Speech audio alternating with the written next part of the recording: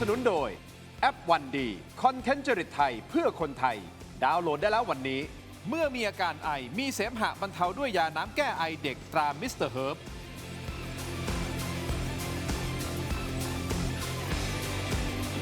สวัสดีครับตอนรับทุกท่านเข้าสู่รายการถกไม่เถียงนะครับคุณผู้ชมครับประเด็นที่ผมจะถกวันนี้นะฮะคือความเคลื่อนไหว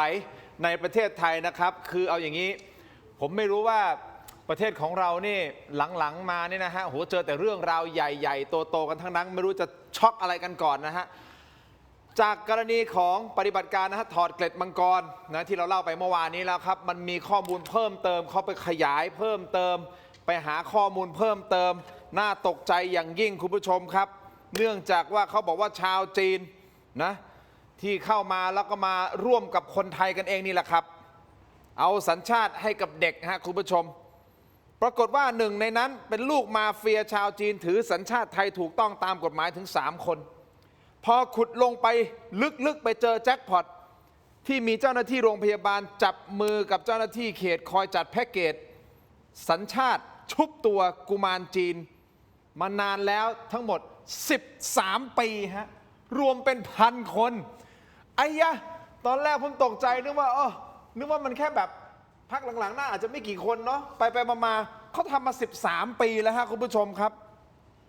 ซึ่งมันมีเรื่องพีคกว่านั้นอีกเดี๋ยวติดตามกันนะครับในขณะเดียวกันนะครับคุณผู้ชม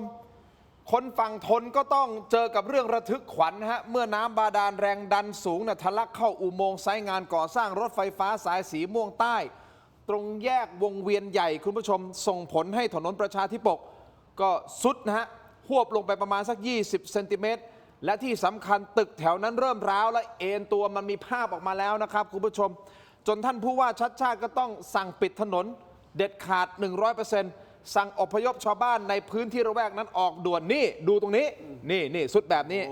นี่ฮะซึ่งงานนี้ทำเอาคุณอนุทินนะท่านนายกรัฐมนตรีเนี่ยถึงกับอุทานออกมาสัมภาษณ์แบบตรงๆเลยบอกว่าเสียวจะตายโหงมันไม่ใช่เรื่องตลกแล้วนะครับอันนี้คุณผู้ชมเมื่อวานนี้ในระหว่างจัดรายการนะอาจารย์ศิโรจน์คุณวิโรจน์ปรากฏว่าโทรศัพท์มือถือของเราดังalert มาใช่ไหมดังกันหมดเลยบอกว่าเนี่ยปิดถนนประชาธิปกตรงนั้นนะฮะคุณผู้ชมครับโหดร้ายจริงๆเอาแหละไม่เสียเวลาพูดพร่ำทำเพลงแนะนำแขกรับเชิญของผมก่อนนะครับรองหัวหน้าพรรคประชาชนนะฮะคุณวิโรจน์ลักษณะอดีศรครับสวัสดีครับสวัสดีครับส่วนซ้ายมือของผมครับนักวิชาการอิสระนะครับอาจารย์ศิโรจน์ คำไพบูลย์ครับสวัสดีครับสวัสดีครับสวัสดีครับขอบคุณทั้งสองท่านที่เกียรติรายการถกไม่เถียงผมบอกได้นะไม่ควรเปลี่ยนชอบไปไหนแต่ละประเด็นคุณผู้ชมครับเรื่องราวต่างๆเรื่องใหญ่ของประเทศหลายเรื่องนะฮะเมื่อไม่กี่สัปดาห์ก่อนเราก็ช็อกเรื่องของ THAI Passport แล้วใช่ไหมอันนั้นแล้วก็ต่อมาด้วยอะไรอีกมีการโกงสอบอีกมีแอร์ของเราที่อะไรนะที่ไปติดอยู่ที่ออสเตรเลียใช่ไหมฮะแล้วยังมีถนนสุดวงเวียนใหญ่และล่าสุดนี่แหละฮะถอดเกล็ดมังกรก็ไปเจอว่าสุดท้ายเนี่ยมีเด็กที่เป็นเชื้อชาติอื่นแต่ถือสัญชาติไทยเนี่ยเป็นพันคนคือเป็นกระบวนการเลยนะครับคุณผู้ชมเขาเรียกว่าพ่อทิพย์ฮะเอาอย่างนี้นี่คือปฏิบัติการที่สร้างความตกอกตกใจตอนแรกนึกว่ามันจะไม่ได้ใหญ่ขนาดนี้แต่ไปมาคุณวิโรจน์มันไม่เล็กแล้วนะอันนี้มันใหญ่มากแล้วนะครับมันใหญ่เพราะอะไรฮะนึกภาพไปอีก20 ปีข้างหน้าเด็กเหล่านี้ที่ถือสัญชาติไทยแต่จริงๆเขาเป็นคนจีนนะมันเป็นขบวนการนะไปฟอกตัวแล้วถือสัญชาติไทยอีก20 ปีข้างหน้าบรรลุนิติภาวะแล้วไม่ต้อง20 ปีฮะอ๋อไม่ใช่เพราะมีคน7 ปีฮะใช่เพราะมีคน13 ปีมาแล้วใช่ใช่13 ปีมีคน7 ปีก็จะเริ่มมีขบวนการเนี้ยแล้วเอามาละสามารถที่จะถือครองทรัพย์สินที่ดินนู่นนี่นั่นเปรียบเสมือนคนไทยลงเป็นนักการเมืองก็ได้เป็นนายกก็ได้เป็นผบ.ทบ.เป็นผบ.ตร.เป็นอะไรได้หมดซึ่งเรื่องนี้นะครับมันโป๊ะแตกขึ้นมาจากการแกะรอยเครือข่ายฟอกเงิน 70,000 ล้านบาทของสแกมเมอร์บิ๊กบึ้มชาวจีนชื่อว่านายเฉินยินไหลตำรวจไปพบความผิดปกติที่ชวนอ้าปากค้างเพราะนายเฉินกับภรรยาชาวจีนแท้ๆชาวจีนแท้ๆนะครับกลับมีลูกถือสัญชาติไทยถูกต้องตามกฎหมาย3 คนเมื่อขุดลงไปลึกก็ไปพบกระบวนการทำกันเป็นล่ำเป็นสันเลยนะฮะโดยมีเจ้าหน้าที่โรงพยาบาลเอกชนย่านฝั่งทนชื่อว่าสุนีเป็นตัวตั้งตัวตีจัดแพ็กเกจคลอดลูกราคา 70,000 บาทแล้วไปตระเวนจ้างชายไทยมารับบทเป็นพ่อทิพย์นะจ่ายค่าจ้างหัวละหลักพันถึงหลักหมื่นเสร็จแล้วก็ส่งไม้ต่อฮะส่งไม้ต่อให้กับเจ้าหน้าที่สำนักงานเขตชื่อสิริพร ช่วยประทับตราออกใบเกิดให้แลกกับเงินส่วนแบ่งเคสละประมาณ 20,000 บาท เมื่อวานนี้รายงานไปแล้วใช่ไหมครับว่าตรวจสอบย้อนหลังไป 5 ปีขบวนการที่ทำให้เด็กจีนกลายเป็นเด็กไทยไปแล้ว 164 คน แต่ล่าสุดหลังจากที่เราทำรายการไปเสร็จปุ๊บมีรายงานเพิ่มเติมเข้ามาอาจารย์ศิโรจน์คุณวิโรจน์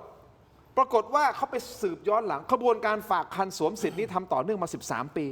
โดยมีเด็กจีนที่สวมสิทธิ์ถือ 2 สัญชาติก็คือสัญชาติไทยสัญชาติจีนเนี่ยอายุสูงสุด 13 ปีที่คุณวิโรจน์พูดไปเมื่อสักครู่นี้ และคาดว่ามีการสวมสิทธิ์ด้วยวิธีนี้รวมกว่า 1,000 คนแล้ว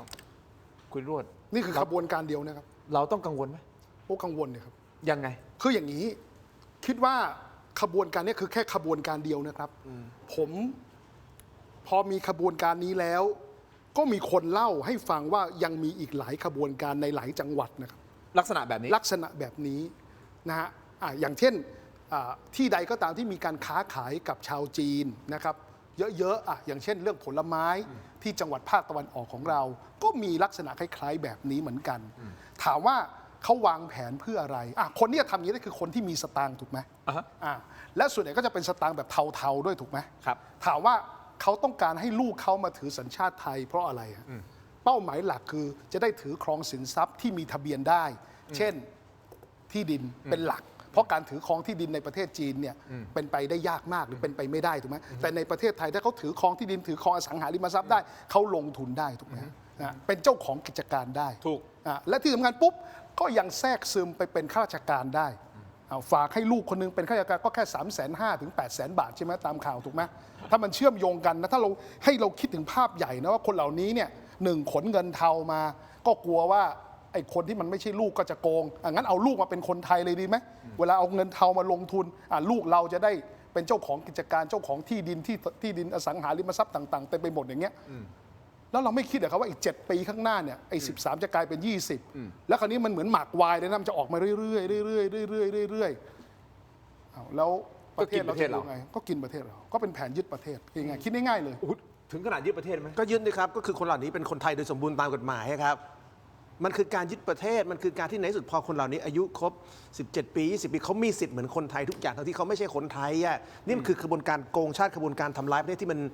มันเลวร้ายที่สุดแล้วนะคือขบวนการนี้มันจะต้องเกิดขึ้นมาได้เพราะมันมีคนไทยขายชาติ เป็นข้าราชการเป็นเจ้าหน้าที่รัฐร่วมหัวกับมาเฟียจีนเทานะครับในการแปลงสัญชาติเด็กจีนเป็นคนไทย ซึ่งพอเขาอายุครบ17 ปีเขาอายุครบ20 ปีเขาไปเลือกตั้งได้เขาไปเป็นสสเขาไปเป็นสวเขาไปเป็นผู้บัญชาการทหารบกได้เขาเป็นผู้บัญชาการตำรวจแห่งชาติได้เขาเป็นอธิบดีได้เขาเป็นรัฐมนตรีต่างประเทศได้อนาคตประเทศเรากำลังเดินอยู่บนแบบนี้ครับแล้วคนที่ทำแบบนี้เขามีแผนชั่วในการยึดประเทศแล้วเราปฏิเสธไม่ได้ว่ามันเชื่อมโยงกับอิทธิพลของจีนเทาที่มันใหญ่ขึ้นเรื่อยๆในประเทศไทยวันนี้ต้องยอมรับนะว่าจีนเทาเนี่ยเป็นกระบวนการที่ใหญ่มากและกระบวนการสีเทาทั้งหลายของคนต่างชาติทั้งหลายเนี่ยทำกับประเทศไทยเหมือนเป็นประเทศที่อยู่ภายใต้การปกครองของกระบวนการนี้มันไม่ได้มีแค่จีนเทานะครับพื้นที่ท่องเที่ยวภาคตะวันออกบางแห่งมีอินเดียเทานะครับสมรู้ร่วมคิดกับนักการเมืองท้องถิ่นนะครับจัดการเลือกตั้งหากินกับพื้นที่อิทธิพลต่างๆนานาวันนี้ขบวนการสีเทาเนี่ยมันอยู่ในประเทศไทยแทบทุกจุดนะครับอยู่ในพื้นที่ท่องเที่ยวเนี่ยเรารู้อยู่แล้วแต่วันนี้มันเหิมเกริมขนาดจากพื้นที่ท่องเที่ยวเนี่ยมันกลายเป็นขบวนการเอาเด็กจีนมายึดสัญชาติไทยครับ แต่ก่อนเราจะพูดถึงเรื่องของการนอมินีใช่ไหม ครับ มีบริษัทนอมินีแค่บริษัทชาวต่างชาติเข้ามาไม่ว่าจะเป็นจีนอินเดียอะไรก็แล้วแต่เข้ามาแล้วก็ให้คนไทยเป็นนอมินีในการถือบริษัทใช่ไหมนั่นคือนอมินีแต่เดี๋ยวนี้ไม่ใช่นี่คือแบบเอา DNA เขาเลยอะ ใช่ เอามาถือมา ใช่ เป็นคนมาถือสัญชาติไทยเลย ใช่มัน โดยเอา มัน ลูกของเขาเนี่ยเข้ามาเลย มันคือการแปลงคนจีนให้กลายเป็นคนไทย มันคือการตัดต่อพันธุกรรมให้คนเหล่านี้มีสิทธิ์เป็นคนไทยโดยสมบูรณ์ และคุณผู้ชมคิดดูนะทั้งสองท่านก็พูดแล้วนะครับคือว่าคำว่าขายชาติอะถ้ามันไม่มีคนไทยที่ร่วมอยู่ในขบวนการนี้อะที่ผมเล่ามาสักครู่นะไม่ว่าจะเป็นสุนีหรือสิริพรอะถ้าไม่มีคนเหล่านี้ทำให้อะมันจะเกิดขึ้นได้ไหมแล้วมันจบอยู่แค่2 คนนี้หรือเปล่ามันจบอยู่แค่2 คนนี้ไหม มันไม่จบอยู่แค่2 คน เป็นเจ้าหน้าที่ อยู่ ที่ แล้ว ทำเอกสารใช่ไหมฮะ มันไม่จบแค่2 คนนี้อยู่แล้ว มันจะต้องมีมากกว่านี้ไหม ใช่ ใหญ่กว่านี้ไหม เออ last boss อีกไหมเอ้า ใช่ โกงสอบเรายังไม่รู้นะ last boss นี่คือใครมาขบวนการนี้มันจะมี last boss ไหม แล้วเกิดไอ้พ่อทิพย์มันอ้างสิทธิ์อะครับในอนาคตอะเกิดลูกมันได้ดีนึกภาพไหมฮะเพราะไอ้ตอนเนี้ยไอ้เด็กเนี่ยมันไม่ใช่คนไทยแน่ๆแต่ถ้าเกิดถูกผ่องถ่ายทรัพย์สินมาจากพ่อแม่ที่แท้จริงมาเรื่อยๆมีโฉนดเต็มไปหมดเรื่อยๆถูกไหมครับไอ้พ่อทิพย์ อนาคตอยากเป็นพ่อจริงขึ้นมาทำไงฮะ เขามีสิทธิ์ เขามีสิทธิ์นี่ทางกฎหมายใช่นี่ฮะถูกไหมไอ้ลูกทิพย์ก็ไม่กล้าพูดใช่ไหมก็ไม่กล้าปูดถูกไหมก็จะถูกไอ้พ่อทิพย์ตบทรัพย์ข่มขู่ใช่ไหมแสดงว่ามันก็ต้องมีมาเฟียบางอย่างผู้มีคนบางอย่างที่สามารถกดหัวพ่อทิพย์ได้ว่าอย่ามาแหยมถูกไหมดังนั้นมันก็ต้องพัวพันกับผู้มีอิทธิพลอยู่ไม่อย่างนั้นไอ้พ่อทิพย์อนาคตก็อ้างสิทธิ์สิครับถูกไหม ใช่ ก็ต้องมีอำนาจมืดบางอย่างที่กดหัวพ่อทิพย์อยู่ว่าเฮ้ยเองรับเงินไปแล้ว2-3 พันกี่หมื่นบาท หยุดแค่นั้นนะ ไม่มีวาสนาเกินกว่านี้ เอ้ยประเด็นนี้น่าสนใจ ใช่แล้วแปลว่าคนที่มันอยู่ขบวนการนี้นะครับลาสลอตของขบวนการนี้ก็ต้องเป็นคนที่มีอิทธิพลในข้าราชการแน่ๆคือหน่วยงานที่จะทำให้พ่อจีนนะครับคุมพ่อไทยได้เนี่ยมันก็ต้องเป็นคนมีสี มันต้องเป็นข้าราชการ มันต้องเป็นผู้มีอิทธิพลเท่านั้นเพราะฉะนั้นขบวนการนี้มันเป็นหลักฐานแล้วครับว่าประเทศเราเนี่ยมันมีทั้งขบวนการเจ้าหน้าที่รัฐปีศาจนะครับอาจจะมีสีกากีปีศาจบางส่วนอาจจะมีสีเขียวปีศาจบางส่วนในเคสของการออกใบเกิดนะครับวันนี้เรารู้แล้วว่าการออกใบเกิดให้เด็กที่พิรุษเนี่ยนะครับมันไม่ใช่แค่จบแค่เคสที่เราเจอ600กว่าคนตอนนี้เจอว่ามีประมาณ5เขตเกี่ยวข้องมีเหตุการณ์นี้เกิดขึ้นที่เขตบางรักเขตธนบุรีเขตบางกอกน้อยบางขุนเทียนภาษีเจริญ5เขต นี่ที่รู้นะ ที่จับได้ตอน ที่จับได้ นี้ ตอนนี้ 5 นะ เขตที่ออกทะเบียนเก๊ให้เขาสุติบัตรเก๊ให้เขา ยังมี เนี่ย ต่างจังหวัดอีกฮะ เพราะฉะนั้นขบวนการนี้มันต้องมีบิ๊กบอสที่เป็นบิ๊กบอสจีนเชื่อมโยงกับบิ๊กบอสไทยแล้วบิ๊กบอสไทยต้องใหญ่จนสามารถคุ้มครองผลประโยชน์ของบิ๊กบอสจีนได้อีก20 ปีอะแล้วมันจะเป็นใครอะครับถ้าไม่ใช่คนมีสี จะเป็นสีเขียวสีกากีหรือการเมืองมันวนอยู่แค่3กลุ่มนี้ที่มันจะใหญ่20 ปี จนคุ้มครองมาเฟียจีนได้20 ปีอะ จริงๆแล้วอยากคิดถึงเด็กอย่างเดียวนะครับ อย่างที่เราเรียกว่าจีนเทาเนี่ยนะครับเอาเยอะคืออาชญากรจีนที่ได้สัญชาติไทยเนี่ย ใช่ ผมก็ต้องให้ความเป็นธรรมกับประเทศจีนเหมือนกัน ผมเคยคุยกับผู้แทนจากสถานทูตเขาบอกคนเหล่านี้ตกลงวันเนี้ยที่เราเรียกว่าจีนเทาเขาเป็นคนจีนหรือเป็นคนไทยเขาเป็นคนไทยมาแล้ว เพราะเขาจ่ายเงินซื้อสัญชาติไทยมาเรียบร้อยแล้วมีบัตรประจำตัวประชาชนคนไทยแล้ว แล้วณวันนี้แล้วทางการจีนไปขายบัตรประชาชนให้กับจีนเทาเหล่านี้ได้ไหมก็ไม่ได้ไอ้สารพัดตู้ทั้งหลายเนี่ยที่มันเกิดขึ้นเนี่ยมันก็มาจากประเทศไทยของเราเงินมันซื้อได้ไงครับถูกไหมพอเงินมันซื้อได้คราวนี้อย่าว่าแต่เด็กเลยไอ้ผู้ใหญ่ก็ยังซื้อสัญชาติได้เลยคราวนี้ก็วางกลไกเนี่ยถามว่าลูกจีนทั้งหลายที่มาสวมสิทธิ์เนี่ยเขาต้องคิดไหมว่าลูกเขาจะต้องเรียนเก่งอะไรไม่เพราะเงินซื้อได้อนาคตอยากให้ลูกรับราชการก็ซื้อตำแหน่งเอาอยากให้ลูกก้าวหน้าก็ใช้เงินซื้อตำแหน่งเอาถูกไหมฮะอยากให้ลูกเป็นนักการเมืองก็ซื้อเสียงเอาหรือยังไงฮะอยากให้ลูกหรือตัวเองเนี่ยเครือข่ายตัวเองเนี่ยยึดครองสาธารณูปโภคในประเทศก็ไปซื้อหุ้นขนาดใหญ่เอาคือมันยึดประเทศนี้ได้หมดนะครับตราบใดก็ตามที่นิติรัฐของประเทศนี้มันไม่มีฮะคือถ้าผมเชื่อคุณผู้ชมคงทราบแล้วนะว่ากฎหมายหรือว่าการบังคับใช้กฎหมายของจีนเนี่ยเขาเข้มงวดขนาดไหนถ้ามีกระบวนการเหล่านี้เกิดขึ้นที่ประเทศเขานะผมว่าเขาประหารกันหมด ตาย ใช่ เอางี้ดีกว่าไม่มีใครกล้าทำในจีนแล้วคืออย่างนี้ผมให้ความเป็นธรรมกับประเทศจีนด้วยนะผมเคยคุยกับผู้แทนของสถานทูตเขาบอกว่าทำไมไอ้คนเหล่านี้ถึงมาทำเรื่องเลวร้ายในประเทศไทยเพราะไอ้คนเหล่านี้มันทำเรื่องเลวร้ายแบบนี้ที่ประเทศจีนไม่ได้ไม่ได้อยู่แล้ว ใช่ไหมฮะไม่มีทางได้ มันก็เลยต้องหนีมาที่สวงสวรรค์ที่มันใช้เงินสกปรกของมันทำตามอำเภอใจได้แล้วที่มันทำได้เพราะอะไรเพราะเงินซื้อได้ เพราะเงินซื้อได้อ้าวแล้วเงินซื้อใครได้ฮะซื้อข้าราชการถูกคนไทยไงฮะใช่โอ้มันเจ็บขนาดไหนอะใช่แล้วขบวนการซื้อมันฝังลากไปทุกองค์คาพยพแล้วคุณจีนยังไอ้เรื่องพ่อเก๋พ่อทิพย์เนี่ยแปลว่ามันซื้อข้าราชการคนที่ออกทะเบียนได้ซื้อเจ้าหน้าที่โรงพยาบาลได้วันนี้ผมเล่าอย่างนี้นะครับกระบวนการสีเทาบางพื้นที่เนี่ยจ่ายเงินให้กับกลุ่มการเมืองบางกลุ่มนะครับนักการเมืองท้องถิ่นบางกลุ่มเพื่อลงหาเสียงเลือกตั้งนะครับในระดับท้องถิ่นนะครับแต่เขาจะทำเกี่ยวกับท้องถิ่นที่เป็นพื้นที่ท่องเที่ยวนะครับเพราะพื้นที่ท้องถิ่นที่เป็นพื้นที่ท่องเที่ยวเนี่ยงบประมาณมันเยอะมันซุกเรื่องสีเทาไว้เยอะแล้วก็เปลี่ยนพื้นที่ท่องเที่ยวเนี่ยเป็นที่ส่งกัญชาค้ายาคามรุ่นต่างๆวันนี้ประเทศไทยมีปัญหาแบบนี้เกิดขึ้นในบางพื้นที่ขบวนการสีเทาจ่ายให้นักการเมืองท้องถิ่นยึดอำนาจการปกครองท้องถิ่นแล้วเนี่ยเท่าไหร่แล้วพื้นที่มันก็จะเป็นแบบนี้ในประเทศไทยอะครับ นี่คุณตินนี่เขาจ่ายเงินเท่าไหร่ครับที่ซื้อสัญชาติให้ลูกเขาเนี่ยหลักหมื่นบาท หลักหมื่น โอ้โห ไม่ ถ้าเทียบกับเงินจีนเทานี่แบบหลักหมื่นบาทนี่แบบ ขอร้องเป็น จริง เสร็จ ปลายขนหน้าแข้งผมใช้คำว่าระดับนาโนเมตรด้วย หลักหมื่นไม่ เออ ประมาณสัก6-7 หมื่นไหม 6-7 หมื่นบาท นั่นน่ะ ไม่เกินไม่เรียกว่าปลายขนหน้าแข้งระดับนาโนเมตร หลอกคนไทยวันเดียวก็ได้มากกว่า 60,000 70,000 แล้ว โทรหลอกคนไทย 3 คนก็ได้มากกว่า 60,000 70,000 แล้ว แล้วก็เอาเงินที่หลอกคนไทยเนี่ยมาซื้อสัญชาติไทย แล้วก็ยึดประเทศไทยโดย ซื้อ ถูกก หุ้ ฎ น หมาย ไทย ซื้อสัญชาติไทย ซื้อข้าราชการไทย แล้วเอาลูกทิพย์มายึดที่ไทย ใช่ ยึดกิจการไทย ใช่ อันนี้พีคใช่ไหม แล้วเอาเงินไปให้นักการเมืองซื้อเสียงซึ่งในอนาคต ใช่ เดี๋ยวลูกตัวเองอาจจะเป็นนักการเมืองก็ได้ ใช่ใช่ โอ้เราอยู่กันอย่างนี้แล้ว แล้วผมจะขยายความเพิ่ม ตายแล้ว เติมว่าไอ้พวกนักการเมืองที่มันรับเงินจีนเทาเนี่ยนะแล้วก็ควบคุมพื้นที่ท้องถิ่นต่างๆเนี่ยมันก็ไม่ได้รับแค่จีนเทามันรับหมดทั้งอินเดียเทารัสเซียเทา รับทุกเทา รับทุกเทาเพราะฉะนั้นอีกหน่อยเนี่ยเราก็จะมีหลายพื้นที่ในประเทศไทยที่เป็นเอกราชรัฐเอกราชของขบวนการจีนเทาอินเดียเทารัสเซียเทา มันจะ ผ่าน กลาย นักการเมืองไทยบางคน มันจะกลายเป็นสหประชาชาติเทาหรือเปล่าวะเนี่ย คือต่อให้ไม่เทานะคุณตรินมันก็อันตรายมากตรงที่ว่าคนเหล่านี้เขาถามว่าแล้วเราได้อะไร เราก็ได้แต่เป็นลูกจ้างราคาถูก ต้องยอมรับนะครับ เดี๋ยวนี้ถามว่าเขาทำไงฮะอย่างที่บอกทัวร์0 เหรียญทั้งหลายเนี่ย ฮะ เวลาที่พานักท่องเที่ยวประเทศเข้ามาเนี่ย ฮะ โรงแรมก็เป็นของเขา ของเขาฮะ ร้านอาหารก็ของเขา เงินออกหมด ร้านขายของชำร่วยก็เป็นของเขาโรงแรมก็นำเข้าอิมพอร์ตสินค้าก็จากเขา ครับ ประเทศเราถูกใช้แต่ทรัพยากร ถูกไหมครับ นี่ยังไม่นับปัญหาขยะปัญหาอาชญากร ค่าครองชีพที่แพงขึ้นมา จากการเป็นเมืองท่องเที่ยว แต่คนไทยกลับได้แค่เศษเงิน คุณผู้ชมครับ อย่างนี้นะฮะ คิดว่าเรื่องนี้พีคแล้วใช่ไหมมันมีจุดพีคกว่านี้อีก พีคจะทนทีมงานของผมพี่ มันพีคมาก เดี๋ยวผมขออนุญาตพักสักครู่นะครับ เกี่ยวกับเรื่องขบวนการนี้นะฮะ แต่ที่แน่ๆคุณผู้ชมครับ ล่าสุดแหล่งข่าวระบุว่าตำรวจกำลังขยายผลตรวจสอบ โรงพยาบาลเอกชนอีก 4 แห่งนะฮะ ที่ต้องสงสัยว่าทำการคลอดแพ็กเกจแบบนี้สวมสัญชาติในลักษณะเดียวแบบนี้ และที่ผมบอกว่าพีคกว่านี้ก็คือว่าหนึ่งในพ่อทิพย์คนนั้นนะฮะมีเส้นเชื่อมโยงไปถึงตึกสตงที่ถล่มพักสักครู่ครับช่วงหน้ากลับมาติดตามครับ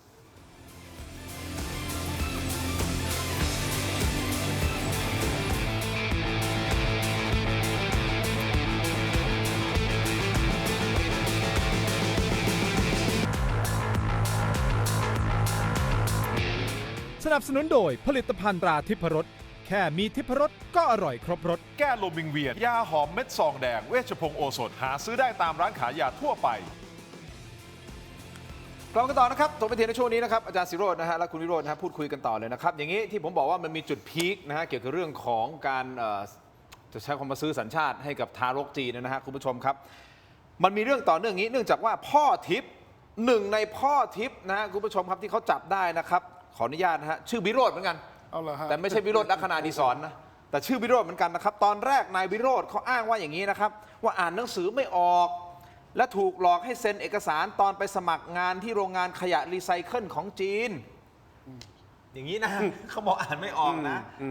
แต่สุดท้าย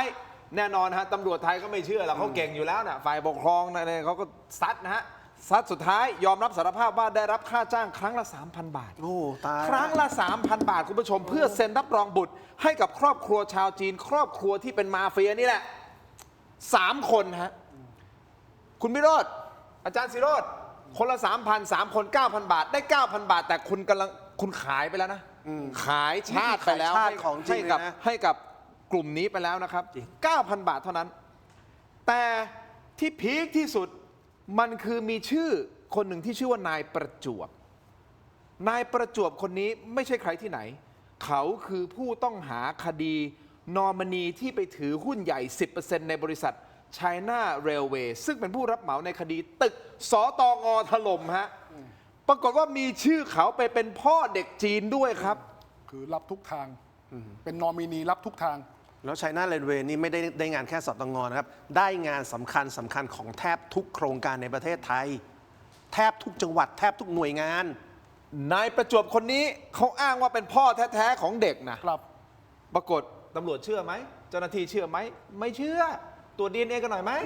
พอตรวจ DNA ออกมาเอ้าไหนบอกคุณเป็นลูกแท้ๆลูกแท้ๆของเขาไม่ใช่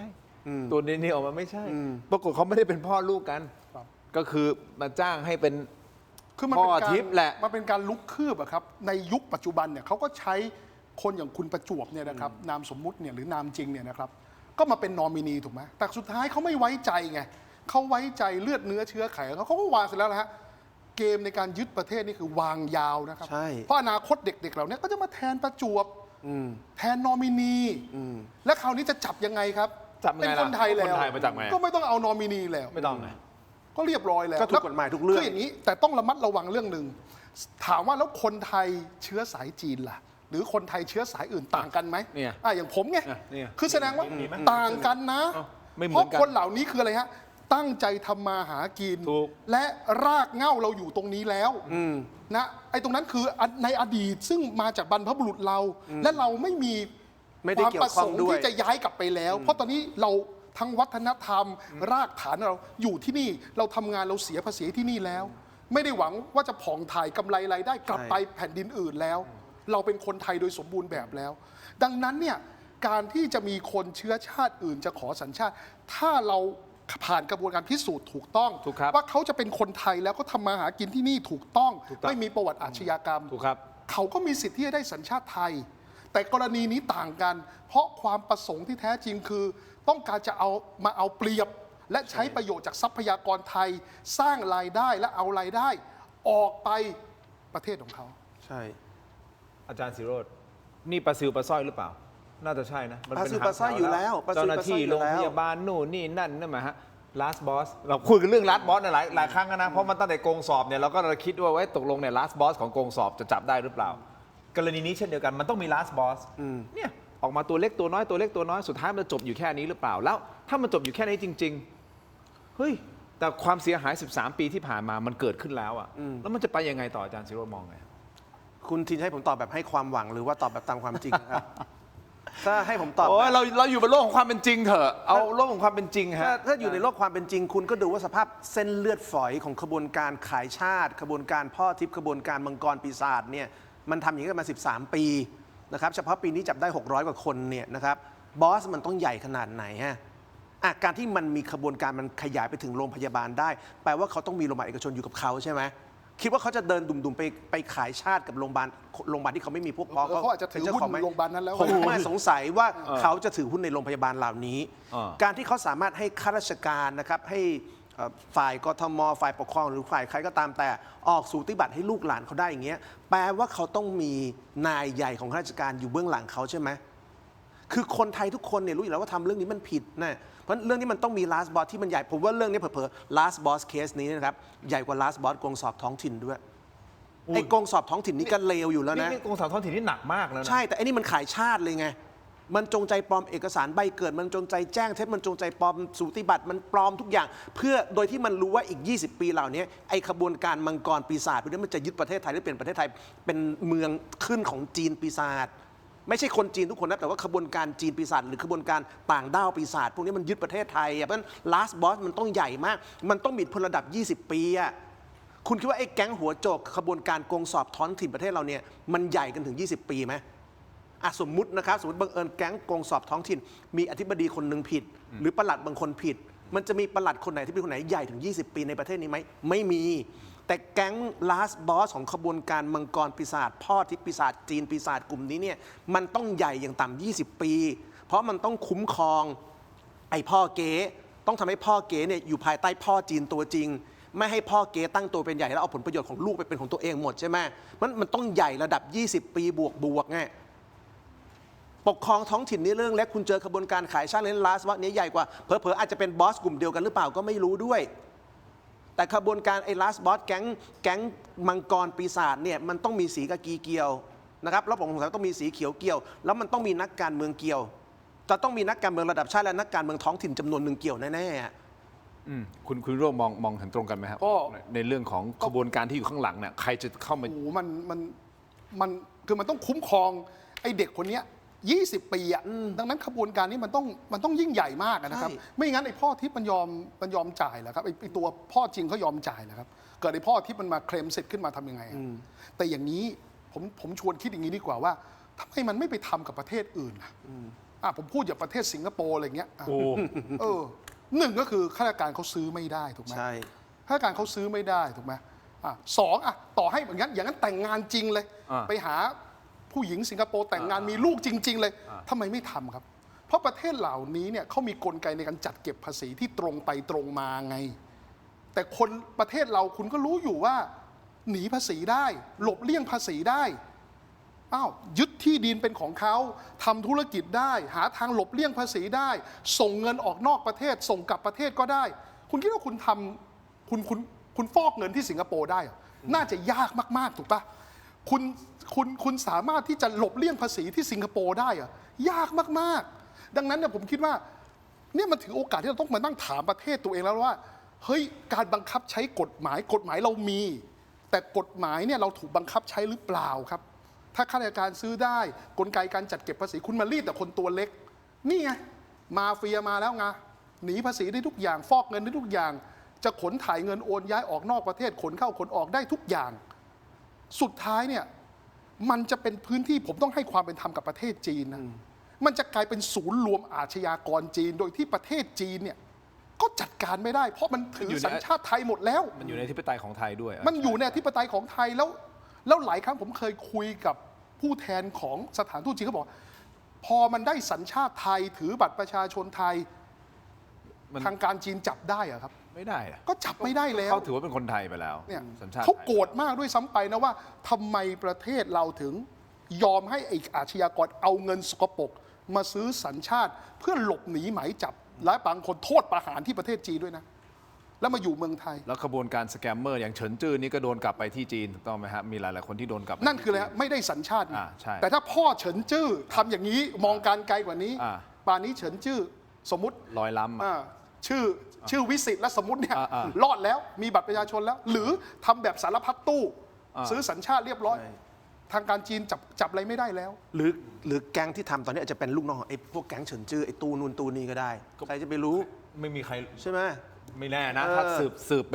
ลึกๆอ่ะ เออ ใช่ไหมเพราะตอนนี้เขาก็ยังสืบอยู่นะ อ่ะ นี่ยังไม่หมดนะ อย่าลืม เขงสืบ อย่าลืมว่าเราปีที่แล้วเราเพิ่งมีเหตุการณ์ซึ่งนะครับ อ่า ผู้บริหารสำนักงานตำรวจแห่งชาติ โดนกล่าวหาว่ารับเงินจากแก๊งเว็บพนันออนไลน์ของชาวจีนนะครับ นี่คือประเทศนี้นะครับ รองผู้บัญชาการตำรวจแห่งชาติ ซึ่งครั้งหนึ่งคนเคยมองว่าเขาจะได้เป็นผบแน่ๆเนี่ยนะครับโดนคดีรับเงินจากเว็บพนันออนไลน์ของจีนเทาคุณจะเอาอะไรอ่ะ คนที่มีโอกาสจะเป็นผบของประเทศนี้นะครับโดนคดีจากเรื่องเว็บพนันจีนเทาออนไลน์อ่ะ นี่คือหัวเราะแต่มีน้ำตาไหลนะฮะคุณผู้ชม เอางี้ฮะอัปเดตล่าสุดนะฮะเมื่อช่วงเช้าวันนี้เองที่สน.บางยี่เรือตำรวจได้มีการคุมตัวนางสาวสิริพรแล้วก็นางสาวสุนีแล้วก็นายประจวบเนี่ยออกจากห้องขังมาทำประวัติและพิมพ์ลายนิ้วมือ สื่อมวลชนก็พยายามที่จะซักถามทั้ง 3 คนนะฮะปรากฏว่าแน่นอนอะสีหน้าเคร่งเครียดปิดปากเงียบสนิทไม่ยอมตอบคำถามใดๆทั้งสิ้น โดยเบื้องต้นนะผู้ต้องหาที่เป็นพ่อทิพย์และเครือข่ายถูกจับนะและแจ้งข้อหาก็คือฐานสนับสนุนเจ้าพนักงานปฏิบัติหน้าที่โดยมิชอบ และเตรียมนะถูกนำตัวไปขออำนาจศาลอาญาทุจริตและประพฤติมิชอบกลางเพื่อฝากขังในวันพรุ่งนี้วันที่ 11 โอ้นี่ กรกฎาคม เมื่อกี้นี่ ต่อไป ผู้ถือหุ้นรายใหญ่ของไชน่าเรลเวย์ด้วยนะฮะเนี่ย 49%เนี่ยดูสิ ใช่ ทำไมมันดูสิ้นสภาพอย่างนี้ เนี่ยอันนี้คนไม่ใช่คนนี้แต่นายประจวบอะ ทำไม เอกี้ มัน เย ดู นายประจวบ สิ้นสภาพอย่างเงี้ยดูทำไมมัน ใช่ สิ้นสภาพอย่างเงี้ย ใช่แล้ว จะ China ปล่อยให้แบบนี้ยังไงอะ เออ ประเทศเราปล่อยอย่างนี้ได้ แต่แล้วไชน่าแลนด์เวย์ต้องย้ำว่ามันไม่ได้แค่ทำสตงไง มันทำตึกตำรวจตึกอบจตึกสถานที่ราชการเกือบจะทั้งหมดในประเทศนี้อะไล่ไปที่ไหนก็เจอไล่ไปที่ไหนก็เจอไชน่าแลนด์เวย์อะ อ่ะ ผมว่าคดีเนี้ยเข้าข่ายอ้างยี่ซ่องโจรเลยถูกไหมฮะ เดี๋ยวก็ต้องติดตามกันต่อไปคุณผู้ชมครับ แต่ผมอยากขอไปที่หัวข้อที่เราโพสต์อยู่ตรงนี้ที่เราขึ้นมา ลือสะพัดพอพานนอนหนูสอแตกหัก พอพานนอนหนูสอแตกหักพอพานคือใคร นอนหนูคือใคร แตกหักคืออะไร แต่ที่แน่ๆนอนหนูอีกคนนึงเป่าแซกโซโฟนอยู่ครับ อยู่ที่ มาเลเซีย นะครับก็ถื ตอนนี้ ว่า อาจจะอยากไปเป่าที่อินโดนีเซีย ผมไม่แน่ใจ แต่ไปเป่าแซกโซโฟนนะเพื่อกระชับความสัมพันธ์เป็นอีกกลยุทธ์อีกวิธีหนึ่งยุทธศาสตร์หนึ่งของท่านนายกอนุทิน เพื่อที่จะดึงคะแนนจากชาวโลกใช่หรือไม่สร้างคอนเน็ชันใช่หรือไม่คุณผู้ชมครับ และแน่นอนเดี๋ยวเรากลับมาติดตามอาคารสุดตัวนะใกล้อุโมงค์รถไฟฟ้าวงเวียนใหญ่ตรงนี้ก็ต้องติดตามนะครับ และยังมีคดีโกงสอบรอยร้าวพอพานนหนูนี่แหละครับ ที่สุดท้ายมันอาจจะไม่ได้จบที่แค่2 อธิบดีใช่หรือไม่ พักสักครู่ฮะช่วงหน้ากลับมาคุยกันต่อครับ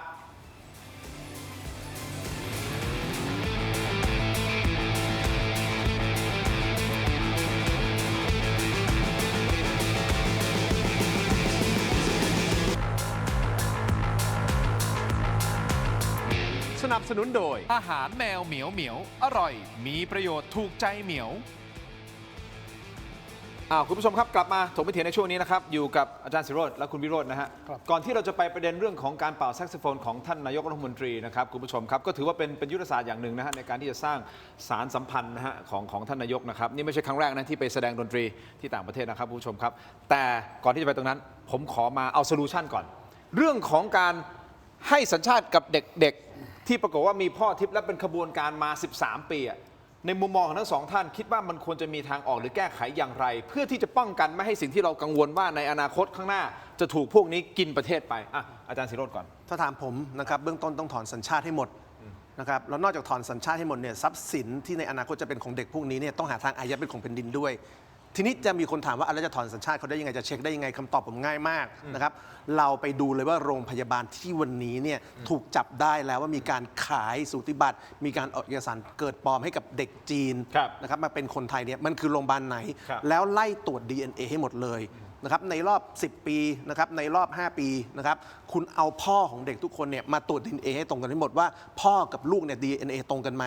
ถ้าพ่อกับลูก DNA ไม่ตรงกัน คุณล็อกได้เลยว่านี่มันคือกระบวนการซื้อขายสัญชาติเรียบร้อยแล้วเพราะฉะนั้นวันเนี้ยต้องไปไล่ตรวจที่เส้นเลือดฝอยข้างล่างคือไอ้โรงพยาบาลที่มันมีการให้สัญชาติโรงพยาบาลที่มันมีการออกสูติบัตรให้เด็กพวกนี้เนี่ยต้องไปตรวจ DNA ในพื้นที่ต้องสงสัยตรวจได้ปุ๊บนะครับคุณถอนสัญชาติเด็ก คุณเอาผิดพ่อที่ขายสัญชาติ และคุณต้องเอาพ่อพวกนั้นมารีดข้อมูลว่าขายให้ใคร แล้วก็อายัดทรัพย์สินของพวกขบวนการมาเฟียมังกรปีศาจพวกนี้ที่อยู่ในประเทศไทยอายัดเป็นของเป็นดินให้หมด โอเค คุณวิโรจน์มองไง คืออย่างนี้ฮะในประเทศจีนคุณตรินน่าจะเคยทราบแล้วอาจารย์ศิโรจน์ก็เคยทราบว่าเขาเชื่อมข้อมูลกันหมดถูกไหมฮะถ้าเกิดไปก่ออาชญากรรมอะไรเนี่ยนะครับโหเขาสืบกันไม่หมดเลย ถูก มี ครับ ลูกเรียนโรงเรียนอะไร ครับ อมันมีการเชื่อมโยงข้อมูลภาครัฐหมด จนทำให้คนไม่กล้าที่จะทำความผิดทางอาญาถูกไหมแล้วไอ้พวกนี้ที่มาประเทศเราก็พูดว่าจุดอ่อนของเรามันอยู่ที่การเชื่อมโยงข้อมูลภาครัฐครับถามว่าเด็กที่มีพ่อทิพย์เขาจะใช้ชีวิตอยู่ในประเทศไทยไหมไม่นะเขาก็เอากลับไปอยู่ที่แผ่นดินใหญ่ของเขา เหตุการณ์นี้เคยเกิดขึ้นที่ฮ่องกงแล้ว มาคลอดที่ฮ่องกงมาเรียนที่ฮ่องกงหรืออะไรก็แล้วแต่นะครับ แต่ว่าสุดท้ายแล้วชีวิตเขาอยู่ที่แผ่นดินใหญ่คราวนี้ผมมั่นใจว่าตรวจสอบไม่ยากครับ 13 ปีย้อนหลังใช่ไหมฮะพ่อต่างๆที่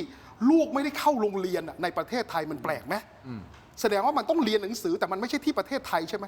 อ้าว แล้วมันอยู่ไหนอะ แล้วมันอยู่ไหนเนี่ยเรียกสอบให้หมด เพราะคุณเอาข้อมูลจากกระทรวงศึกษาได้อยู่แล้วเนี่ยฮะว่าพ่อคนนี้อ้าวลูกเรียนอยู่ที่ไหน ปรากฏว่าไม่มีอยู่ในฐานระบบโรงเรียนเลยอ้าวมันเป็นไปไม่ได้ ถูกไหมก็เรียกมาสอบแล้วครับ ถ้าพบว่าไม่ตัวตนไม่ได้อยู่ในประเทศไทยหรือเรียกลูกมา 13 ปีพูดภาษาไทยไม่ได้เลยนึกภาพไหมฮะนี่ก็เข้าสู่กระบวนการค่อยตรวจ DNA ก็ได้ครับ แล้วก็ดำเนินถอนสัญชาติดำเนินคดีอาญา โอเคเพราะฉะนั้นสอง ไหม ท่านเห็นตรงกันคือว่ามันต้องตรวจเพื่อที่จะถอนสัญชาติ แล้วในอนาคตการเชื่อมข้อมูลต่างๆสำคัญมากเนี่ยอย่างนอมินีถือ 49%นะจริงๆมีหลายคนมากนะครับ อายุ 23 เป็นกรรมการเนี่ยอยู่ 60 กว่าบริษัทอย่างเงี้ย ใช่ ทำไมมันเก่งอย่างนี้คุณติน อ้าว คนรุ่นใหม่ไงเก่ง อายุน้อย100 ล้านแบบเนี้ยคือผมอนุโมทนา ถ้าเกิดคุณมาด้วยฝีมือ ผมส่งเสริมด้วย แต่ถ้าเกิดอยู่ดีแบบ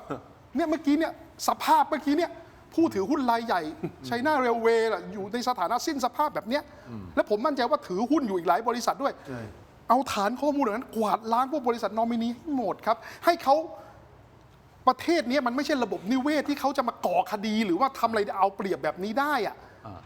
นะการจัดเก็บภาษีก็ต้องเร่งรัดไม่ได้ไปจัดเก็บแต่พ่อค้าแม่ขายนี่พ่อค้าแม่ขายเนี่ยที่คนละครึ่งเนี่ยเขาหวาดหวั่นหมดว่าจะโดนภาษีย้อนหลังเนี่ยเราไปเก็บแต่คนตัวเล็กตัวน้อยไงไอ้ตัวนี้ต้องเก็บให้หมด อย่างนี้นะฮะทั้งสองท่านครับคุณผู้ชมครับมีคนตั้งคำถามกันนะตั้งแต่รัฐบาลคุณอนุทินขึ้นมารันประเทศนะกลายเป็นว่ามีแต่เรื่องราวเกิดขึ้นต่างๆ มากมายเลยนะฮะทั้งเรื่องนู้นเรื่องนี้เรื่องนั้นเรื่องนั้นแต่ในเวลาเดียวกันน่ะก็ต้องบอกอย่างเงี้ยว่าเฮ้ยแต่จริงๆอ่ะเหมือนเขาเอาเรื่องที่มันซุกอยู่ใต้พรมเนี่ยขึ้นมาแล้วตอนนี้เป็นโอกาสในการซักล้างนะ ใช่ อันนี้เป็นโอกาสที่ดีนะถึงแม้มันจะมีเรื่องราวเกิดขึ้นต่างๆมากมายเนี่ยแต่มันคือโอกาสของรัฐบาลในการที่จะ ซักล้างทั้งหมดเลย ใช่ แล้วก็ล้างมันทั้งหมดนี่คือ chance นี่คือ opportunity คือโอกาสแล้วใช่หรือไม่อาจารย์ ใช่ สุรพจน์ ยิ่งเรารู้ว่าประเทศมีเรื่องอื้อฉาวเนี่ยนะครับ ถ้าเรามีรัฐบาลที่ต้องการแก้ปัญหาเนี่ย ฮะ เรื่องอื้อฉาวคือประตูคือแสงสว่างในการล้างบางความโสโครกที่มันกอดกินประเทศ รัฐบาลที่ดีเนี่ยไม่เห็นความโสโครกแบบนี้ คุณต้องเอาอำนาจรัฐกำจัดความโสโครกความโสมม ฮะ นั้นวันนี้รัฐบาลต้องจัดการเรื่องพวกนี้แล้วเรื่องที่เราพูดเนี่ยนะครับ ฮะ มันน่าเจ็บใจไหมครับ ฮะ วันนี้เราก็ยังไม่ได้ยินนายกพูดเรื่องพวกนี้เลยนะ แต่นายกไปเป่าแซกโซโฟนที่มาเลเซียเปิดนิดนึงฮะนายก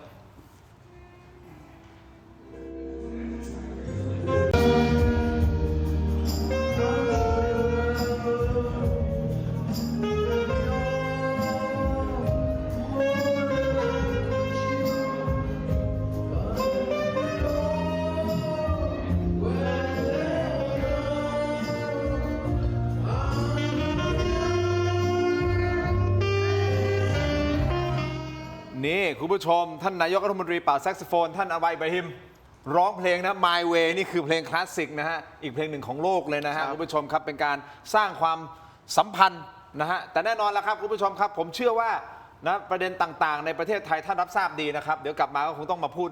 ในเรื่องต่างๆนะครับแต่มีคนหนึ่งพูดเหมือนกัน ใครครับ พูดเก่งมากเลยนะฮะเอาไปฟังนิดนึงฮะ สวัสดีครับ Au nom de son Excellence le Premier ministre du Royaume de Thaïlande, permettez-moi de commencer par exprimer le sincère remerciement de la Thaïlande aux Nations Unies,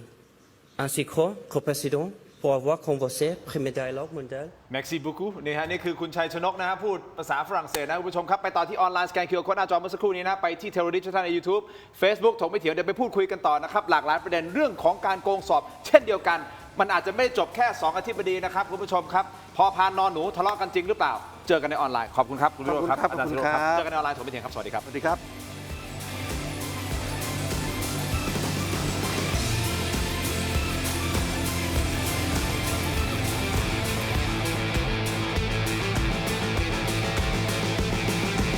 กลับเข้ามาครับถกไม่เถียงในช่วงของออนไลน์นะครับคุณผู้ชมครับอยู่กับ 2 ท่านนะครับนักวิชาการอิสระนะครับอาจารย์ศิโรจน์ ค้านไพบูลย์นะฮะรองหัวหน้าพรรคประชาชนนะครับคุณวิโรจน์ ลัคนา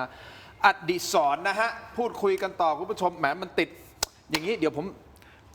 เดี๋ยวเราต้องให้ความเป็นธรรมอย่างที่คุณวิโรจน์พูดนะครับเราต้องขีดเส้นนิดหนึ่งนะฮะว่าไอ้เทาๆเนี่ยจริงๆมันมีหลายประเทศนะที่เข้ามาเทาในประเทศ ใช่ นะครับประชากรของคนจีนเนี่ยประมาณ 1,300 1,400 คน 400 ล้านคน อินเดียก็ประมาณ 1,400 กว่าล้านคน ครับ นะฮะมันมีแค่เศษเสี้ยวเท่านั้นน่ะของประชากรที่เป็นคนที่เขาอยู่ประเทศเขาไม่ได้ทำในประเทศเขาไม่ได้ มันเลยไปทำประเทศอื่นเผอิญหนึ่งในประเทศที่มันไปทำก็คือประเทศไทย เพราะอะไรเพราะอำนาจของเงินมันสามารถซื้อใครบางคนในประเทศไทยได้ เพื่อที่จะให้มันเข้ามากอบโกยเข้ามาทำอะไรที่เลวๆอะไรที่ไม่ดีในประเทศไทยได้ เลยกลายเป็นว่าเวลาเราพูดถึงจีนเทาอย่าไปเหมารวมคนจีนทั้งหมดมันไม่ได้เป็นอย่างนั้นนะฮะ ต้อง ไม่ได้พูดออกตัวแทนนะฮะแต่กำลังจะบอกว่าเฮ้ยเราต้องแยกแยะเนาะเช่นเดียวกันอินเดียจะบอกว่าอินเดียเทา ไม่เกี่ยวคน แต่มัน ละ ไม่ใช่คนทั้งประเทศ ไม่ มัน ใช่ เป็นอย่างนั้น ไม่ ไม่ ใช่ ใช่มัน แล้ว เป็น แล้ ส่ ว วนหนึ่ง แล้ว ที่ ไอ้ มันอยู่ จี ประ น เทศ เทา เขาไม่ได้ ที่มาเนี่ยมันก็ไปคุกคามนักลงทุนจีนที่เข้ามาลงทุนสุจริตด้วย ถูก ใช่ แล้วพอไอ้คำว่าจีนเทาโดนพูดเยอะๆอินเดียเทาโดนพูดเยอะๆเนี่ยมันไปกระทบกับคนที่เขาแบบตั้งใจจะมาทำงานสุจริตบริสุทธิ์จริง ใช่ ๆ ตั้งใจที่จะมาทำมาหากินจริง ๆ กลายเป็นเขาก็อ้าวทำไมคนไทยมองเราอย่างนี้ มันก็เสียทั้งประเทศ เพราะฉะนั้นต้องแยกให้อ เรา อก พูดคนชั่ว คนทุก คน ซึ่ง มาจากทุกชาติ ซึ่งถ้าเราเรียกเขาไปจีนแล้วเรียกเขาจีนเทานะ เราต้องเรียกว่าไทยดำให้แฟร์ๆเลยขนาดเขาเทาเราดำกว่า เพราะว่าเราขายประเทศเรา ใช่ แล้วคนที่ขายประเทศให้ขบวนการคนชั่วจากหลากหลายสัญชาติเนี่ยนะครับ ผมเชื่อว่าคนเดียวกันเนี่ยนะครับมันขายทุกสัญชาติด้วยคิดว่าลาสบอที่เป็นคนชั่วในประเทศไทย คนชั่วที่เป็นคนในสีกากีสีเขียว คนชั่วที่เป็นนักการเมืองระดับชาติ คนชั่วที่เป็นนักการเมืองระดับท้องถิ่นเนี่ยเวลาเขาขายชาติให้คนจีนที่เป็นคนจีนเทาเขาขายแค่คนจีนไหมหรือเขาจะขายให้ทั้งจีนเทาอินเดียเทารัสเซียเทาอิสราเอลเทาอังกฤษเทา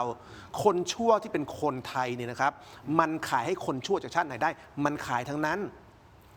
เพราะฉะนั้นไอ้คนไทยที่มันเป็นคนชั่วที่สุดไอ้ไทยดำที่คุณทินพูดเนี่ยคือคนที่ชั่วที่สุดของขบวนการนี้ถ้าไม่มีคนไทยที่เป็นคนชั่วแบบนี้ที่มันขายชาติ ขายยิ่งกว่าไอ้คนที่เปิดประตูให้กรุงศรีอยุธยาถูกพม่าบุกอีกไงคนนี้มันเลวที่สุดขบวนการนี้มันเลวที่สุดมันขายให้กับทุกชาติ นะครับ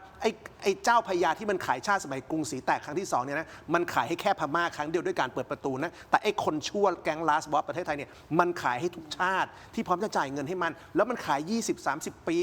บางคนมันขายจากรุ่นพ่อยันรุ่นลูก ส่งต่อได้เหรอ ส่งต่อเจเนอเรชัน อย่างที่วิโรธพูดนะใช่ไหมว่าไอ้พวกจีนคนจีนปีศาจพวกนี้มันซื้อสัญชาติไทย 20 ปีเพื่อให้ลูกมันได้สิทธิ์ความเป็นคนไทยเนี่ยแปลว่ามันต้องมีคนคุ้มกะลามันอย่างต่ำ20 ปีอะ แล้วเขาถามว่าแล้วผมถามว่าเขาอยากจะมาตั้งลกลากทำธุรกิจเสียภาษีให้กับประเทศนี้ไหมก็ไม่ ไม่ล่ะ ก็ต้องการจะมาทำมาหากินเอาเปรียบมองที่นี่ กอบโกยอะ มากอบโกยจากทรัพยากร ใช่ เรา ดูอย่างพัทยาที่มีเหตุการณ์โรงงานเห็นไหมล่ะ ครับ เก็บซากกำจัดขยะไว้ในโรงงาน เก็บไว้จนฝนตกมันถล่มหมู่บ้านทะลักเข้าหมู่บ้านอย่างเงี้ยถ้าทำในประเทศจีนทำในประเทศไหนโลก ประหารอะ ติดคุกแล้ว ติดคุกอ่ะ คนทั้งหมู่บ้านเป็นผู้บริสุทธิ์ทั้งหมดนะอยู่ดีเอาขยะไปเก็บในโรงงานข้างๆหมู่บ้าน จนเขื่อนมันแตกจนกำแพงมันพังแล้วท่วมทั้งหมู่บ้านน่ะ แล้วใครเป็นคนให้มันทำสิ่งเหล่านี้ล่ะ ก็องค์กรปกครองท้องถิ่นเนี่ยปล่อยยังไงอะ แล้วทำไมองค์กรปกครองท้องถิ่นถึงปล่อยเป็นอย่างนี้ล่ะ ก็มัน พระ จ่าย ว่ เงินให้องค์กรปกครองท้องถิ่นเป็นไง ส่วนหนึ่งใช่ แล้วทำไมถึงยอมรับตังค์ล่ะ เออ ก็เพราะว่าการสอบเข้าไปอ่ะ ใช่ คุณเสียตังค์ไป 350,000-800,000 บาท เพื่อที่จะเข้าไปเป็นข้าราชการปกครองส่วนท้องถิ่นไง ใช่ แล้วพอเวลามีโอกาสที่คุณจะถอนทุนคืนไง มันก็ คุณ ซื้อจาก ทำ คน ไง พวกเนี้ย ก็ซื้อคนพวกนี้ไง ใช่ไหมฮะ 15,000 คนที่พี่วิโรจน์บอก 15,000 คนเนี่ยประมาณ 5,000 กว่าคนเกือบ 6,000 คนน่ะ หนึ่ง มีปัญหา ในสามอะ หนึ่งในสามอ่ะโกงเข้าไปอ่ะ คนเมื่อนี้3 คนอ่ะ เออ มีคนหนึ่ง มี โกง คน เข้าไปเนี่ย โกงเข้าไป จะมีคนโกง1 คนอ่ะ แล้วคุณจะคาดหวังอะไรกับการที่ประเทศไทยจะมี แล้ว เกราะป้องกันล่ะครับ แล้วผมตั้งคำถามว่าที่สอบปี 68 แล้วจับได้เนี่ยคิดว่าครั้งแรก แล้วพลาดท่าจับได้เลยไหม ไหนๆพูดถึงเรื่องของการโกงสอบเราไปเลยอ่ะไหนๆพูดถึงการโกงสอบเป็นหนึ่งประเด็นที่ มัน จะพูด ทำมานานแล้ว แล้วข้าราชการท้องถิ่นมีทั้งหมดกี่คนครับ ตีกลมๆประมาณ กลมๆ สัก240,000 คนทั่วประเทศนะ อ่า ถ้าเราคิดว่าทำมานานแล้วนะ แบบอันเนี้ยอีกกรณีเนี้ย13 ปีนะ เหมารวมไปเลยแล้วกัน1 ใน 3 โกงเข้ามา แสดงว่านะมีเกือบ 80,000 คนนะแล้วข้าราชการท้องถิ่น1 คนเนี่ยรู้ไหมครับว่าเรารัฐบาลใช้เงินภาษีในการดูแลจ่ายเงินเดือนจ่ายบำนาญเนี่ยจนสิ้นชีวิตอายุ 79 เท่าอายุไขคนไทยเนี่ยคนหนึ่ง20-29 ล้านบาท ไม่มีปัญหาเลยถ้าข้าราชการคนนั้นตั้งใจดี เป็นคนที่ตั้งใจทำงาน ผมว่าจ่ายมากกว่านี้ก็ได้ แต่สำหรับข้าราชการที่ชั่วร้ายแบบนี้แม้แต่สลึงเดียวก็ไม่ควรจะต้องสิ้นเปลืองเงินภาษีเลยเนี่ยมันคือความสูญเสียของประเทศ แล้วพอเข้ามาด้วยการโกงจะไงฮะเริ่มต้นเป็นตัวเล็กๆ ก็ไปเก็บสวยส่งนายก่อน นั่นไง แล้วก็สร้างเครือข่ายพอใหญ่ขึ้นมาปุ๊บซื้อขายตำแหน่ง เพราะตัวเองโกงสอบเข้ามา ก็เก็บเงินก็ซื้อตำแหน่ง โตขึ้นมาก็สร้างเครือข่ายก็โกงหนักกว่าเดิม จะเอาเงินจากไหนก็เอามาจากจีนเทาพวกนี้มาเฟียข้ามชาติพวกนี้แล้วไปมาเฟียข้ามชาติมันอยากจะเอาหาพ่อทิพย์ก็หาให้มัน อยากจะยึดนู่นยึดนี่ อยากได้โฉนดก็ต้องจัดประเคนให้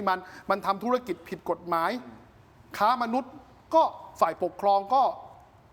ต้องปล่อยปละละเลย ให้ท้ายมัน แล้วสุดท้ายประเทศเหลืออะไร ประเทศไม่เหลืออะไร ไม่เหลือ อย่างเงี้ยคุณผู้ชมครับเอางี้เพื่อให้คุณผู้ชม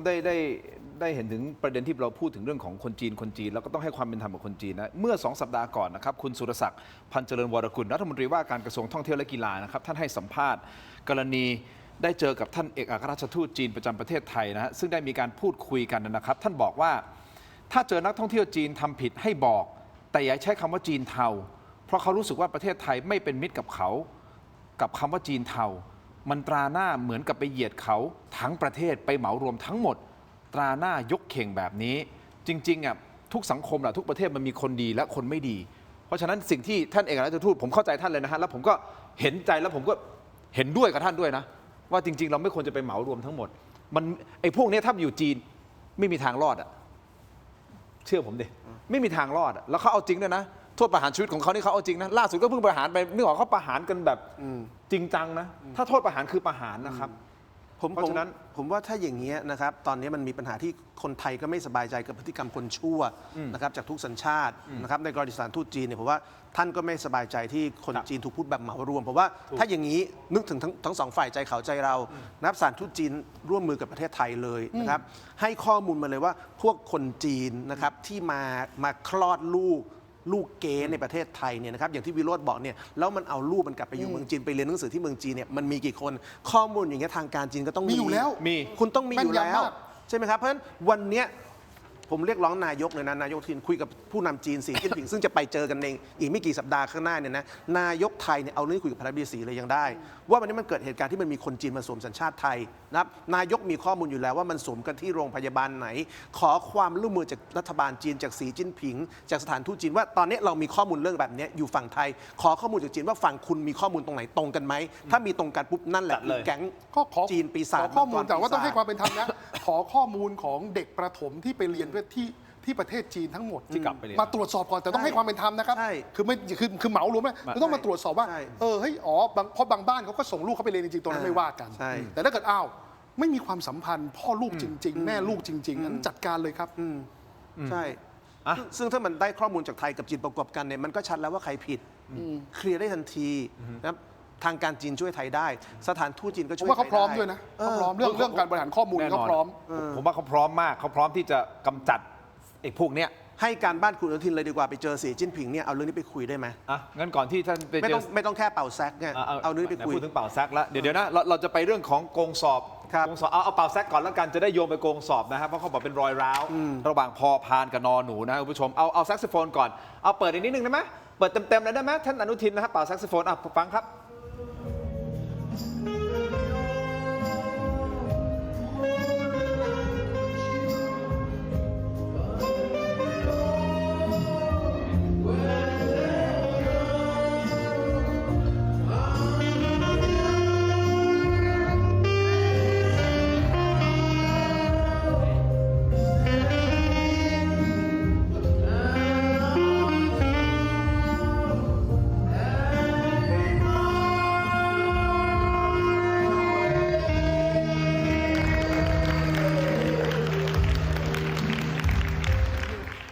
นี่คุณผู้ชมผู้สันทัดกรณีบอกว่านี่คือการทูตเชิงดนตรีหรือ musical diplomacy นะฮะคุณผู้ชม อันนี้ก็เป็นเหตุการณ์ที่เกิดขึ้นเมื่อวานนี้ ท่านนายกรัฐมนตรีอนุทินชาญวีรกูลเดินทางไปที่กรุงกัวลาลัมเปอร์ประเทศมาเลเซีย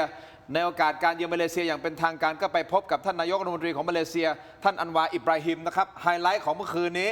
ก็คือการร่วมทั่วในเมื่อวานนี้นะฮะก็คือการร่วมมื้อกลางวันอย่างเป็นทางการระหว่างสองผู้นำขึ้นเวทีเป่าแซกโซโฟนเพลง My Way ของแฟรงค์ ซินาตรานะครับและคนที่ร้องอยู่ด้านล่างก็นี่ฮะท่านอันวาอิบราฮิมนะครับคุณผู้ชมครับตอนจบนะฮะก็มาเป่าเคียงข้างแล้วมีการกอดคอกันชื่นมื่นเลยนะครับความสัมพันธ์ระหว่างสองประเทศนะฮะในขนาดเดียวกันนะครับอันนี้คือเป็นภาพยืนยันว่าเรามีความสัมพันธ์ที่ดีนะครับซึ่งอดีตนายกรัฐมนตรีท่านทักษิณชินวัตรก็มีความเคลื่อนไหวที่คือหาไม่แพ้กันเพราะท่านบินตัดหน้าไปต่างประเทศโดยเดินทางไปพบปะหารือกับประธานาธิบดีอินโดนีเซียพร้อมกับคุณยิ่งลักษณ์และคุณแพทองธารการไปอินโดนีเซียของคุณทักษิณครั้งนี้ไม่ได้ไปแค่พักผ่อนครับเพราะท่านได้รับการแต่งตั้งให้เป็นที่ปรึกษากองทุนความมั่นคงของอินโดนีเซียมาตั้งแต่ปีที่แล้วทางอินโดนีเซียก็เลยต้อนรับอย่างเป็นทางการนะถึงขั้นให้เลขาธิการคณะรัฐมนตรีจัดบ้านพักส่วนตัวรับรองให้เลยทีเดียวคุณผู้ชมแถมยังมีกำหนดการของคุณทักษิณเดินสายยาวแล้วนะครับเดี๋ยวจะไปมาเลเซียอินโดนีเซียเตรียมไปต่อที่บรูไนสิงคโปร์ปิดท้ายที่ดูไบนะครับหลายคนมองว่าเอ๊ะทำไมมันเหมือนเดินสายคล้ายๆแบบแนะนำตัวของผู้นำประเทศยังไงก็ไม่รู้เลยอาจารย์ธนพรศรียางกูลได้วิเคราะห์เกมนี้ไว้อย่างน่าสนใจก็คือยุทธศาสตร์ใหม่ของคุณทักษิณและพรรคเพื่อไทยที่เน้นการลงมือทำโชว์ศักยภาพและใช้คอนเน็ชันระดับโลกเพื่อดึงคะแนนนิยมทั้งสองท่านคิดยังไงครับอาจารย์ศิโรจน์ก็ผมว่าอันนี้ก็เป็นสไตล์คุณทักษิณใช่ไหมครับคือคุณทักษิณก็เป็นคนที่แกก็พยายามจะโชว์มาตลอดว่าแกรู้จักคนเยอะนะครับแล้วก็ปฏิเสธไม่ได้ว่าความที่คุณทักษิณเนี่ยเป็นตระกูลการเมืองที่ใหญ่สุดในประเทศนี้นะครับต้องยอมรับความจริงตรงนี้ก่อนนะคือคุณจะชอบหรือไม่ชอบคุณทักษิณยังไงก็ตามในบรรดานักการเมืองที่มีในประเทศนี้ตระกูลการเมืองที่อยู่ใหญ่ที่สุดในประเทศนี้มีตระกูลเดียวคือตระกูลชินวัตรนะครับจากปี 44 จนถึงปี 68 ระยะเวลา 24 ปีเนี่ยตระกูลนี้ตระกูลเดียวเป็นนายกของตัวเอง6 คนนะครับแล้วปกครองประเทศไทยในรอบจาก 44 จน 68 เนี่ยเกือบจะ 12 ปี ผมว่าผู้นำชาติอื่นก็เห็นนะครับว่าถ้าคุณจะพูดเรื่องการเมืองไทยถ้าตระกูลชินวัตรใหญ่ขนาดนี้เนี่ยครับคุณทักษิณในฐานะเป็นผู้นำตระกูลชินวัตรก็ถือว่าเป็นคนที่มีความสำคัญโดยปริยายนะครับแล้วก็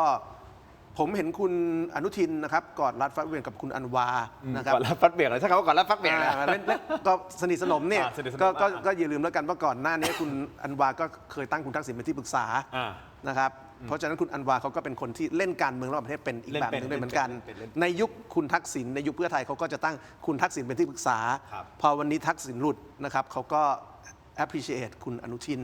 ส่วนคุณทักษิณก็ต้องได้ไปอินโดนีเซีย แต่ผมว่าวันนี้นะครับเราเห็นแล้วว่าสิ่งที่หลายคนถามว่าเมื่อคุณทักษิณออกจากเรือนจำมาเนี่ยเขาจะขยับอะไร วันนี้คือการขยับและ นี่คือขยับแล้วนะ และเป็นการขยับที่ผมว่าก็เป็นการส่งสัญญาณว่าเขาต้องการจะสร้างอำนาจต่อรองกับคุณอนุทินและภูมิใจไทยด้วย ขณะที่คนไทยมองว่าคุณอนุทินไม่เก่งเรื่องเศรษฐกิจนะครับการลงทุนคุณทักษิณกำลังเล่นบทที่คุณทักษิณเชื่อว่าคุณอนุทินไม่มีก็คือว่า 1. ฉันเก่งเรื่องเศรษฐกิจ 2. ไปประเทศไหนคนก็ต้องการให้ทักษิณไปเป็นที่ปรึกษาทางเศรษฐกิจให้ประเทศนั้นนะครับไม่ว่าจะเป็นในสมัยฮุนเซนก็เคยตั้งทักษิณเป็นที่ปรึกษา หลังจากนั้นปีที่แล้วก็เป็นมหาเท ตอนนี้ไปที่อินโดนีเซีย นี่ภาพนี้ แต่ก็ต้องดูว่าอินโดนีเซียรอบนี้จะตั้งคุณทักษิณเป็นที่ปรึกษาอีกนานแค่ไหน เพราะส่วนใหญ่จะตั้งประมาณปี 2 ปี แล้วหลังจากนั้นก็เกิดอะไรขึ้นเราไม่ทราบ คุณวิโรจน์มองภาพนี้นี่คือเอาตรงๆนะ อดีตนายกไทย 3 คนเลยนะครับ นั่งเรียงหน้านายกไทย3 คนแล้วคุณวิโรจน์ ถ้าเรา มองเกมนี้ยังไง เมื่อกี้อาจารย์ศิโรจน์ก็มองในมุมของการเมืองไปแล้วเนาะถ้าเราวางการเมืองลงสักหน่อยหนึงเนาะ ครับ คือมันน่าเศร้านะ ยังไง ว่าแสดงว่าอินโดนีเซียเป็นประเทศที่มีโอกาสไงโอกาสที่จะเติบโตโอกาสในการลงทุนไงเพราะว่าการที่เขาให้คุณทักษิณไปเป็นที่ปรึกษาเนี่ยนะครับรวมทั้งอาจจะมีคุณยิ่งลักษณ์หรือว่าคุณแพทองธารด้วยเนี่ยเขาก็ต้องประเมินว่ามันมีผลประโยชน์ต่อประเทศเขาถูกปะ แน่นอน ว่า แน่นอน เขามองออกไหมว่ากรณีนี้อาจจะถูกจุดเป็นประเด็นทางการเมือง หรือไปพ่วงเรื่องความนิยมทางการเมืองให้กับคุณทักษิณและกลุ่มก้อนทางการเมือง คือพรรคเพื่อไทยเนี่ยเขาก็มองออกแหละครับใช่ไหมฮะแต่ว่าการที่เขาแต่งตั้งเนี่ยแสดงว่าประเทศเขาต้องได้ประโยชน์ถูกไหมแล้วการที่คุณทักษิณเดินทางไปที่อินโดนีเซีย และประเทศอื่นๆ ก็แสดงว่าอะไรฮะคุณทักษิณน่าจะใช้คอนเน็กชันแล้วก็ใช้พลังของทุนและไอเดียของตัวเองเนี่ยในการทำประโยชน์ให้กับประเทศนั้นได้คำถามคือแล้วประเทศนี้มันหมดโอกาสแล้วเหรอ แล้วเรา ก็ ได้ ต้องยอมรับนะว่าที่ผ่านมาเนี่ย7-8 ปีเนี่ยอัตราการเติบโตของ GDP ประเทศเราต้วมเตี้ยมมากนะครับ 2% 3%ในขณะที่ผมอินโดนีเซียก็เศรษฐกิจเขาใหญ่นะครับ GDP เขาใหญ่มากนะครับ คนเขาเป็น100 ล้านคน แล้วก็อัตราการเติบโตก็ดีมากด้วยเอาเวียดนามตอนนี้GDP per capita เรายังชนะอยู่GDP ที่แท้จริงเรายังชนะอยู่ แต่ถ้า GDP ถ้าเทียบกับอำนาจซื้อเขาแซงเราแล้วเขาพูดบอกวิโรจน์คุณอย่าไปพูดเรา GDP อีก 2 ตัวเราก็ยังชนะ อย่าลืมแต่เดิมเราชนะเขา3 ตัว นี่เราแพ้1 ตัว ตอนนี้เราเริ่มแพ้1 ตัวแล้วเราโดนว่า 3-0 ตอนนี้ยิงมา 1-3 แล้ว 1-3 แล้วเราต้วมเตี้ยมเหมือนจะเป็นจะตายเขานี่ 2-3 แล้วเขานี่เขาบุกเลย ตอนนี้เขาบุก คือผมถามว่าแล้วประเทศเราจะเหลืออะไรในคนที่มีศักยภาพออกนอกประเทศ อาชญากรจากต่างชาติเข้ามาในประเทศเราแล้วเหลืออะไรครับเนี่ยผมเชื่อมโยงเลยนะ เหลือประวัติศาสตร์ให้จารึก ก็อย่างนั้นน่ะคือแล้วตอนนี้เอาวางคุณทักษิณก่อนก็ได้ ดูข้อมูลเขาเรียกว่าTDI FDI คือต่างชาติมาลงทุนในประเทศเราอันนี้ Foreign ต้วม Foreign เตี้ยม Direct นานแล้ว ต้วมเตี้ยม แย่แล้ว ใช่ นานแล้วแล้วก็มาลงทุนในอุตสาหกรรมที่ไม่ได้มีซัพพลายเชนแบบที่เราจะเห็นว่าอุตสาหกรรมยานยนต์เนี่ยไม่เห็นละก็จะมาลงทุนเป็นโรงประกอบ แล้วก็นำเข้าพาร์ทมาประกอบในประเทศไทย แค่นั้นและหลายครั้งถูกอเมริกาจ้องมองด้วยว่าสวมสิทธิ์เพื่อส่งออกต่อหรือเปล่า โดนภาษีอีก แต่เราพูดถึง TDI คือทุนของไทยไปลงทุนที่ต่างประเทศหมายว่าคนไทยที่มีทุนมีไอเดีย ไม่ลงทุนในประเทศตัวเองไปลงทุนในต่างประเทศเนี่ยแล้วเราดูใช่ไหมว่าอัตราเงินเดือนเริ่มต้นของวิศวกรเมื่อเทียบกับเงินเฟ้อผมยืนยันนะครับว่า ดูแนวโน้มแล้วลดลงในยุคผมเนี่ยทอง 6,000 นะครับผมรายได้รวมต่อเดือน 20,000 นะครับตอนนี้บอกว่าวิโรจน์ตอนนี้วิศวกรใหม่ๆก็ 30,000 แต่ในนี้ทองราคาเท่าไหร่ก๋วยเตี๋ยวยุคผมชามละ15 บาท ตอนนี้ชามละ50 บาท คุณได้มากกว่าผม10,000 เดียวทั้งที่ผมเป็นวิศวกรเมื่อ10 กว่าปีก่อนเนี่ยนะเกือบ20 ปีก่อนนะ20 กว่าปีก่อนด้วย27 ปีก่อนน่ะ นี่ก๋วยเตี๋ยวชามละเท่าไหร่15 15 บาท อาจารย์ศิโรจน์ทันกี่บาทฮะก๋วยเตี๋ยวของผมรุ่นผมก็คือ10 บาท จำไม่ แต่ ได้ จริงๆผม แล้ว กับคุณวิโรจน์ไม่ได้ห่างกันมากเท่าไหร่นะแต่ผม จำไม่ ทัน ได้ 10 แล้ว บาท น่าจะ10 บาท 15 บาทอะไร ใช่ไหมประมาณนี้เนาะ อืม 10 บาท ใช่ ตอนนี้ไม่ได้แล้วนะ แต่นั้น 20,000 เงินเดือน 20,000ก๋วยเตี๋ยว 15 บาทนี่เปลมเลยนะครับเนี่ยเพื่อนผมในยุคนั้นเนี่ย ซื้อทองเดือนละบาทนะครับเก็บไว้นะตอนนี้เงินเดือนบอก 30,000มากกว่าผมแล้วไง แต่อำนาจซื้อมันลด มัน ลง ลดลงมันลดลงใช่ แล้วเนี่ยคือมันก็สะท้อนว่าอะไรฮะว่า อุปสงค์ของการจ้างงานทางด้านเทคโนโลยีในประเทศเราจำกัดตัวลงเรื่อยๆโอเค ส่วนหนึ่งอาจจะมีการผลิตวิศวกรใหม่ๆ เพิ่มขึ้นก็จริง แต่มันก็สะท้อนว่าอะไรฮะมันไม่มีอุปสงค์ในการจ้างงานทางด้านนวัตกรรมต่างๆ ในประเทศไทยไงเรายังพูดถึงแหลมฉบังโมเดล เรายังพูดถึงอีสเทิร์นซีบอร์ดในยุคดรสนออุณากูลนะครับใช่ไหมฮะยุคไทยโชติช่วงชัชวาลที่เอาก๊าซธรรมชาตินะครับขึ้นมาใช้เป็นพลังงานเกิดอุตสาหกรรมปิโตรเคมี เรายังคิดถึงการย้ายฐานการผลิตจากญี่ปุ่นมาอยู่ในประเทศไทยจากข้อตกลง Plaza Accord แต่อะไรคือ New S Curve จริงๆอ่ะมันไม่มีอ่ะในเมื่อนักลงทุนไทยก็ไปลงทุนต่างประเทศ ใช่ใช่คือผมว่าที่คุณวิโรจน์พูดเนี่ยดีแล้วที่คุณทินพูดเนี่ยดีก็คือว่าวันนี้ประเทศไทยเราเป็นประเทศที่บริหารนะครับแบบหาเช้ากินค่ำเราไม่มีความทะเยอทะยานว่าเราจะพาประเทศไปในทิศทางไหนอย่างรัฐบาลชุดนี้เนี่ยเข้ามาเนี่ยนะครึ่งปีแรกผ่านไปรัฐบาลไม่กล้าประกาศด้วยซ้ำว่าภายใต้รัฐนาวาของท่านเนี่ยจะพาเศรษฐกิจไทยโตกี่เปอร์เซ็นต์ผมเจ็บปวดเรื่องนี้มากนะครับ อาจารย์ผมว่าแค่ปัญหาต่างๆที่มันเกิดขึ้นน่ะเขาต้องมานั่งไล่แก้ปัญหาทีละปัญหาทีละปัญหาก็ไม่มีเวลาที่จะมานั่งคิดเรื่องของการพัฒนาเศรษฐกิจหรือเปล่า เพราะเหมือนปัญหามันเยอะมาก จากใต้พรมมันถูกเปิดออกมาเละตุ้มเป๊ะไปหมดเลยโอ้โหใหญ่ๆทั้งนั้นเลยนะแต่ละเรื่อง นาย โดย ก เฉพาะเรื่องคอร์รัปชัน รัฐมนตรีมีคอรมอต้องหลายคนแล้วการแก้ปัญหาเรื่องเศรษฐกิจใหญ่ๆคุณเอกนิติทำอะไรอยู่ ก็รัฐมนตรีที่โลกลืมไงที่ท่านนายกบอก ก็ปลดมันให้หมด อุ้ย ไอ้พวกรัฐมนตรีที่โลกลืมเนี่ยนะครับพูดตรงๆนะครับเลี้ยงไปก็เสียเข้าสู่ถุงความเจริญ คนไทยทำไมจะต้องเลี้ยง รัฐมนตรีแบบนี้ เป็นผู้บริหารประเทศโดยที่เราเห็นหน้าปุ๊บเราไม่คือวันนี้เราเห็นรัฐมนตรีหลายคนเราไม่รู้ซ้ำว่าไอ้คนนี้คือใคร ชื่อเสียงเรียงนามคืออะไรจำเห็นรัฐมนตรีแล้วรู้แค่ว่าเขานามสกุลอะไร รัฐมนตรีมาจากนามสกุลไม่จะมาจากความสามารถ ครับ นะครับบริหารประเทศก็บริหารไม่ได้ ผลงานไม่มี รู้ไหมครับว่าทำไมจัดการทุนเทามันยาก ทำไม ผมยอมรับเลยว่ามันยาก เพราะ ว่ามันมาพัวพันกับธุรกิจปกติแล้วหลายคนเขาตั้งสมมติฐานเลยนะว่า ถ้าคุณจะจัดการทุนเทาจริงๆนะและไอ้ทุนเทาเนี่ยมันขนเงินออกนอกประเทศนะหุ้นมันจะตกมหาศาลเลยเพราะตอนนี้มันแทรกซึมมานานแล้ว ธุรกิจต่างๆที่เป็นธุรกิจฟอกเงินเนี่ยมันจะเจ๊งทันที เราพร้อมที่จะรับกับการผ่าตัดอย่างนี้หรือเปล่า แต่ผมคิดว่ามันก็ต้องทยอยทำอะ หรือจะปล่อยให้มันเป็นอย่างนี้ เพราะ ถ้าสมมุติเป็นมะเร็งอ่ะสมมติเป็นมะเร็งอ่ะ มันก็ต้องทำเคมีบำบัดอะ ใช่ขั้นที่ 3 ระยะที่ 3 ระยะที่ 4 คุณจะเอายังไง คุณจะเคมีบำบัดแล้วคุณจะฉายแสงหรืออะไรยังไง หรือว่าจะไม่ทำอะไรเลย ก็ปล่อยให้แม่งเป็นอย่างนี้เหรอ คือธุรกิจที่โกงภาษีไม่มีกำไร แต่ใช้ในการฟอกเงิน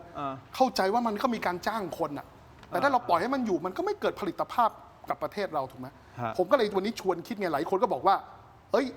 พูดถึงทางแก้ดีกว่า ทางแก้มีครับ คือ ก็คือการจัดการกับธุรกิจสีเทาต่างๆ ซึ่งกรมพัฒนาธุรกิจการค้าก็มีฐานข้อมูลอยู่แล้ว แต่เราต้องแลกนะ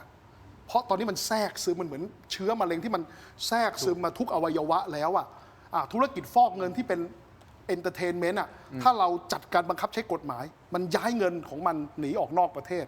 ไอ้ธุรกิจดังนั้นมันก็ซุดตัวถูกไหมแต่ผมก็ มันต้องดีมันก็ต้องดี คุยกับ ขึ้น คุณ อะ ตีนอ่ะแต่ในระยะยาวมันจะดีขึ้น พวกนี้เขาไม่ได้หวังประโยชน์กับประเทศไทยหรอก ก็เหมือนคีโมเวลาคุณคีโมไปเซลล์มะเร็งมันตาย เซลล์ดีก็ตายไปด้วยนึกออกไหมแต่มันก็ต้องทำอะ แต่มันต้องใช้ยามุ่งเป้า มุ่งเป้าโอเค มันต้องทำทีละธุรกิจไง มุ่งเป้า ต้องทำทีละธุรกิจคือทำพร้อมกันศาสตร์มั่วไม่ได้ ผมเล่าให้ฟังบังเอิญว่าอาทิตย์ก่อนได้เจอรัฐมนตรีคนหนึ่งอันนี้โดยบังเอิญ ฮะ ก็คุยเรื่องทำไมไม่จัดการเรื่องจีนเทาอะไร ถามว่า หรือพวกเทาๆ ถามว่า อ่ะ พวกเทาๆทั้งหลายเนี่ยนะครับรัชดาห้วยขวาง สุทธิสาร สุขุมวิทกรุงเทพก็มีปัญหาแบบนี้นะครับอิทธิพลของจีนเทามีหมดรัฐมนตรีคนหนึ่งบอกผมแบบนี้ว่าอาจารย์ ต่อให้พวกผมอยากจัดการอย่างเด็ดขาดอาจารย์คิดว่าจะเกิดอะไรขึ้นกับพวกเรา อันนี้รัฐมนตรีคนหนึ่งพูดนะ เกิดอะไรขึ้นฮะ เงินหายจากประเทศเราครึ่งหนึ่งหรือเปล่าอาจารย์ เงิน เขาประเมินขนาดนั้น เงินต่างๆ ในกทมจะหายไปครึ่งหนึ่งหรือเปล่าวันนี้สมมติเราจัดการจีนเทาอย่างเข้มข้นเนี่ยนะล้างบางธุรกิจสีเทาล้างบางพวกร้านอาหารอาบอบนวดบ่อนยาเสพติด ห้วยขวางเงียบ พูลวิลล่าต่างๆ ในพื้นที่ท่องเที่ยวทั่วประเทศไทยเนี่ยล้างบางหมดเนี่ยนะเผลอๆเงินหายไปต้องเอาเงินประเทศไทยหายไปครึ่งหนึ่งนะแต่ว่าเราก็ต้องกำจัดนะเพราะคนพวกนี้ไว้ใจไม่ได้อยู่ดี คนพวกนี้คือมะเร็งรายที่กัดกินประเทศเพราะฉะนั้นผมว่าวันนี้ถ้าจะต้องเจ็บ ก็ต้องเจ็บ เพราะถ้าเราไม่ยอมเจ็บวันนี้นะครับในที่สุดคนเหล่านี้จาก 50% ที่เขายึดประเทศผมว่าเขาจะยึดประเทศไทยทั้งประเทศ คือทุกวันนี้เราได้ยินคนไทยพูดถึงเรื่องจีนว่า e-commerce ยังไง ยึดไปแล้ว ใช่คนไทยพูดถึงเรื่องพวกนี้ว่ายังไง เราเรียกประเทศไทยเราว่ากลายเป็นมณฑลไทกัวแล้วใช่ไหมในโซเชียลมีเดียคนไทยเจ็บปวดขนาดนี้ว่าประเทศไทยเป็นมณฑลไทกัวแล้วว่านี่มันคือคำพูดที่มันสะท้อนความเจ็บใจของคนไทยนะว่าทำไมประเทศเราเป็นแบบนี้เราไม่ได้เกลียดคนจีนนะครับคนจีนไม่ใช่เป็นปัญหาเรื่องเชื้อชาติไม่ใช่เรื่องเรสิสแต่เรารังเกียจพฤติกรรมของคนแบบนี้ซึ่งต้องย้ำว่ามันมาจากหลายเชื้อชาติ แล้วอำนาจรัฐของบ้านเราเนี่ยมันซื้อได้แล้วมันซื้อได้ทุกระดับ ซื้อได้ตั้งแต่ระดับชาตินะครับยันระดับท้องถิ่นยันเทศบาลยันเทศมนตรี ไม่งั้นคุณไม่มีเหตุการณ์ที่ไอโรงงานกำจัดขยะที่พัทยาเนี่ยมันถล่มเข้าหมู่บ้านคนหรอก มันมีดัชนีตัวหนึ่งที่น่าสนใจมากก็คือว่าปกติเนี่ยถ้า GDP การบริโภคขึ้นใช่ไหมครับ GDP ภาคการผลิตก็จะเพิ่มขึ้นด้วยถูกไหมมันหมายความว่าถ้ามีความต้องการในการบริโภคโรงงานในประเทศไทยก็จะผลิตของเพิ่มขึ้นใช่ไหมแต่ตอนนี้ไม่ใช่ครับ ตอนนี้ GDP ผลิตลงฮะแต่ในขณะยิ่งถ้าเราอัดเงินเพิ่มการบริโภคปรากฏภาคการผลิตไม่โตครับ ใช่ หมายความว่าไงฮะการหลั่งไหลสินค้าที่ ของจาก คุณภาพ ต่างประเทศ ต่ำเข้ามาขายและเป็นขยะในประเทศไทย นี่ก็เป็นปัญหาแสดงว่าผู้ประกอบการไทย SME ไทยกำลังจะตายหมดแล้วครับ ใช่ นี่ไงแล้วก็เนี่ยขยะเนี่ยขยะที่ไหล ใช่ เข้ามา แล้วเรายังไม่พูดถึงขยะสารพิษอีกนะ ที่ส่งเข้ามาใช้ประเทศไทยเป็นที่ฝังกลบขยะสารพิษ ซึ่งหลายพื้นที่เนี่ยนะครับก็ไอ้พวกองค์กรปกครองส่วนท้องถิ่นเนี่ยมันขายชาติให้กับไอ้พวกสีเทาต่างชาติไง กาญจนบุรีสระบุรีพื้นที่ภาคตะวันออกมีหมดนะครับที่องค์กรปกครองท้องถิ่นชั่วๆเนี่ยขายแผ่นดินไทย ให้ต่างชาติชั่วๆเนี่ยซื้อประเทศไทยเป็นโรงงานกำจัดขยะ แล้วฝังกลบโรงงานสารพิษแล้วไม่มีใครทำอะไร โรงขยะโรงเหล็กโรงเหล็กเนี่ยนะฮะคือเต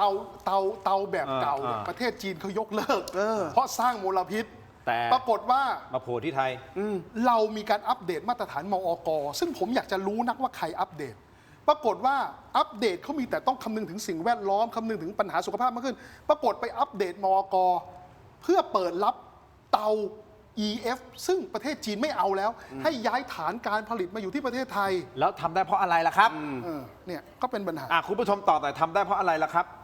เนี่ย สิ่งต่างๆที่อาจารย์แล้วคุณวิโรจน์พูดมาทั้งหมดนะครับไม่ว่าจะเป็นพวกธุรกิจเทาต่างๆ ที่มันเข้ามาไม่ว่าสัญชาติอะไรก็แล้ว แต่ที่เรียกว่าเทาทั้งหมดมันเข้ามาได้ไงครับ มันอยู่ได้ไงครับ มันทำได้ไงครับ ก็เพราะว่ามันมีไทยดำไงครับผมไม่เรียกไทยเทาผมเรียกไทยดำเลยแล้วกัน จริง ที่ทำให้มันเกิดขึ้นได้ไงครับ เพราะฉะนั้นที่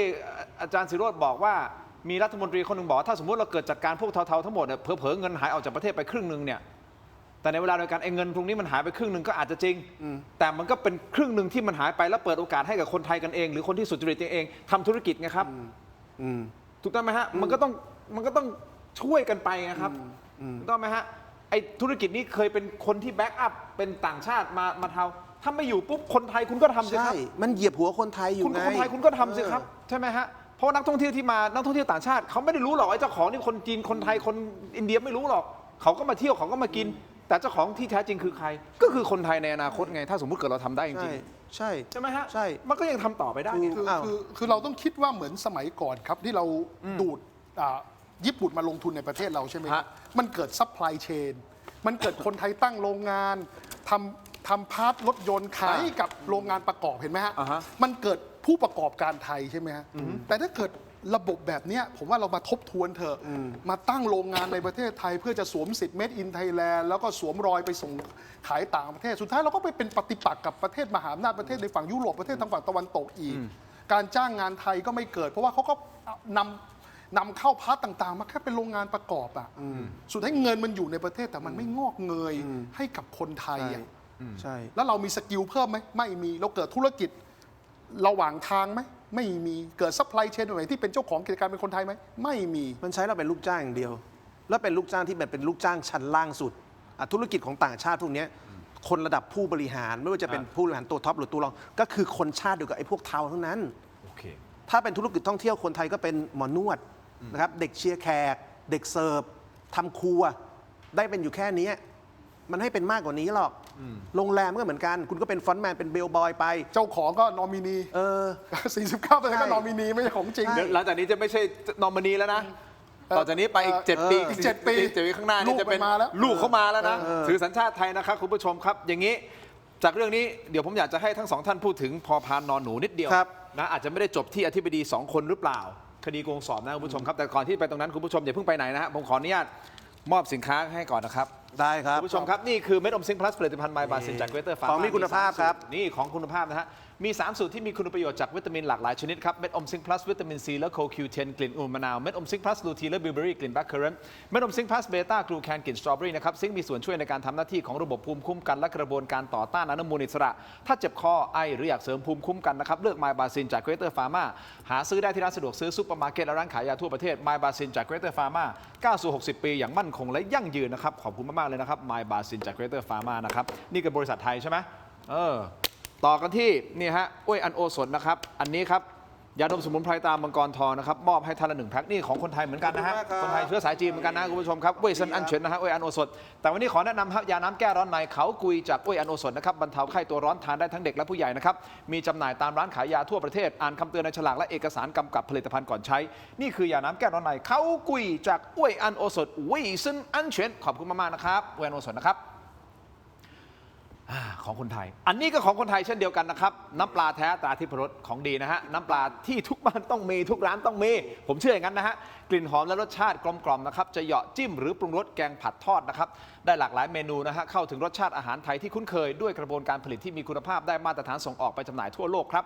น้ำปลาแท้ตราทิพรสนะครับหาซื้อได้ง่ายตามห้างสรรพสินค้าชั้นนำร้านสะดวกซื้อและร้านค้าทั่วไปนอกจากนี้ยังสามารถสั่งซื้อออนไลน์ได้นะครับที่ช่องทางออนไลน์ Shopee Lazada Tops Online และ Macro Pro นะครับมีจำหน่ายทั้งแบบขวดเดี่ยวแบบแพ็คและยกลังนะฮะแค่มีทิพรสก็อร่อยครบรสนะครับขอบคุณมากๆครับทิพรสที่อยู่เคียงข้างถกไม่เถียงนะครับ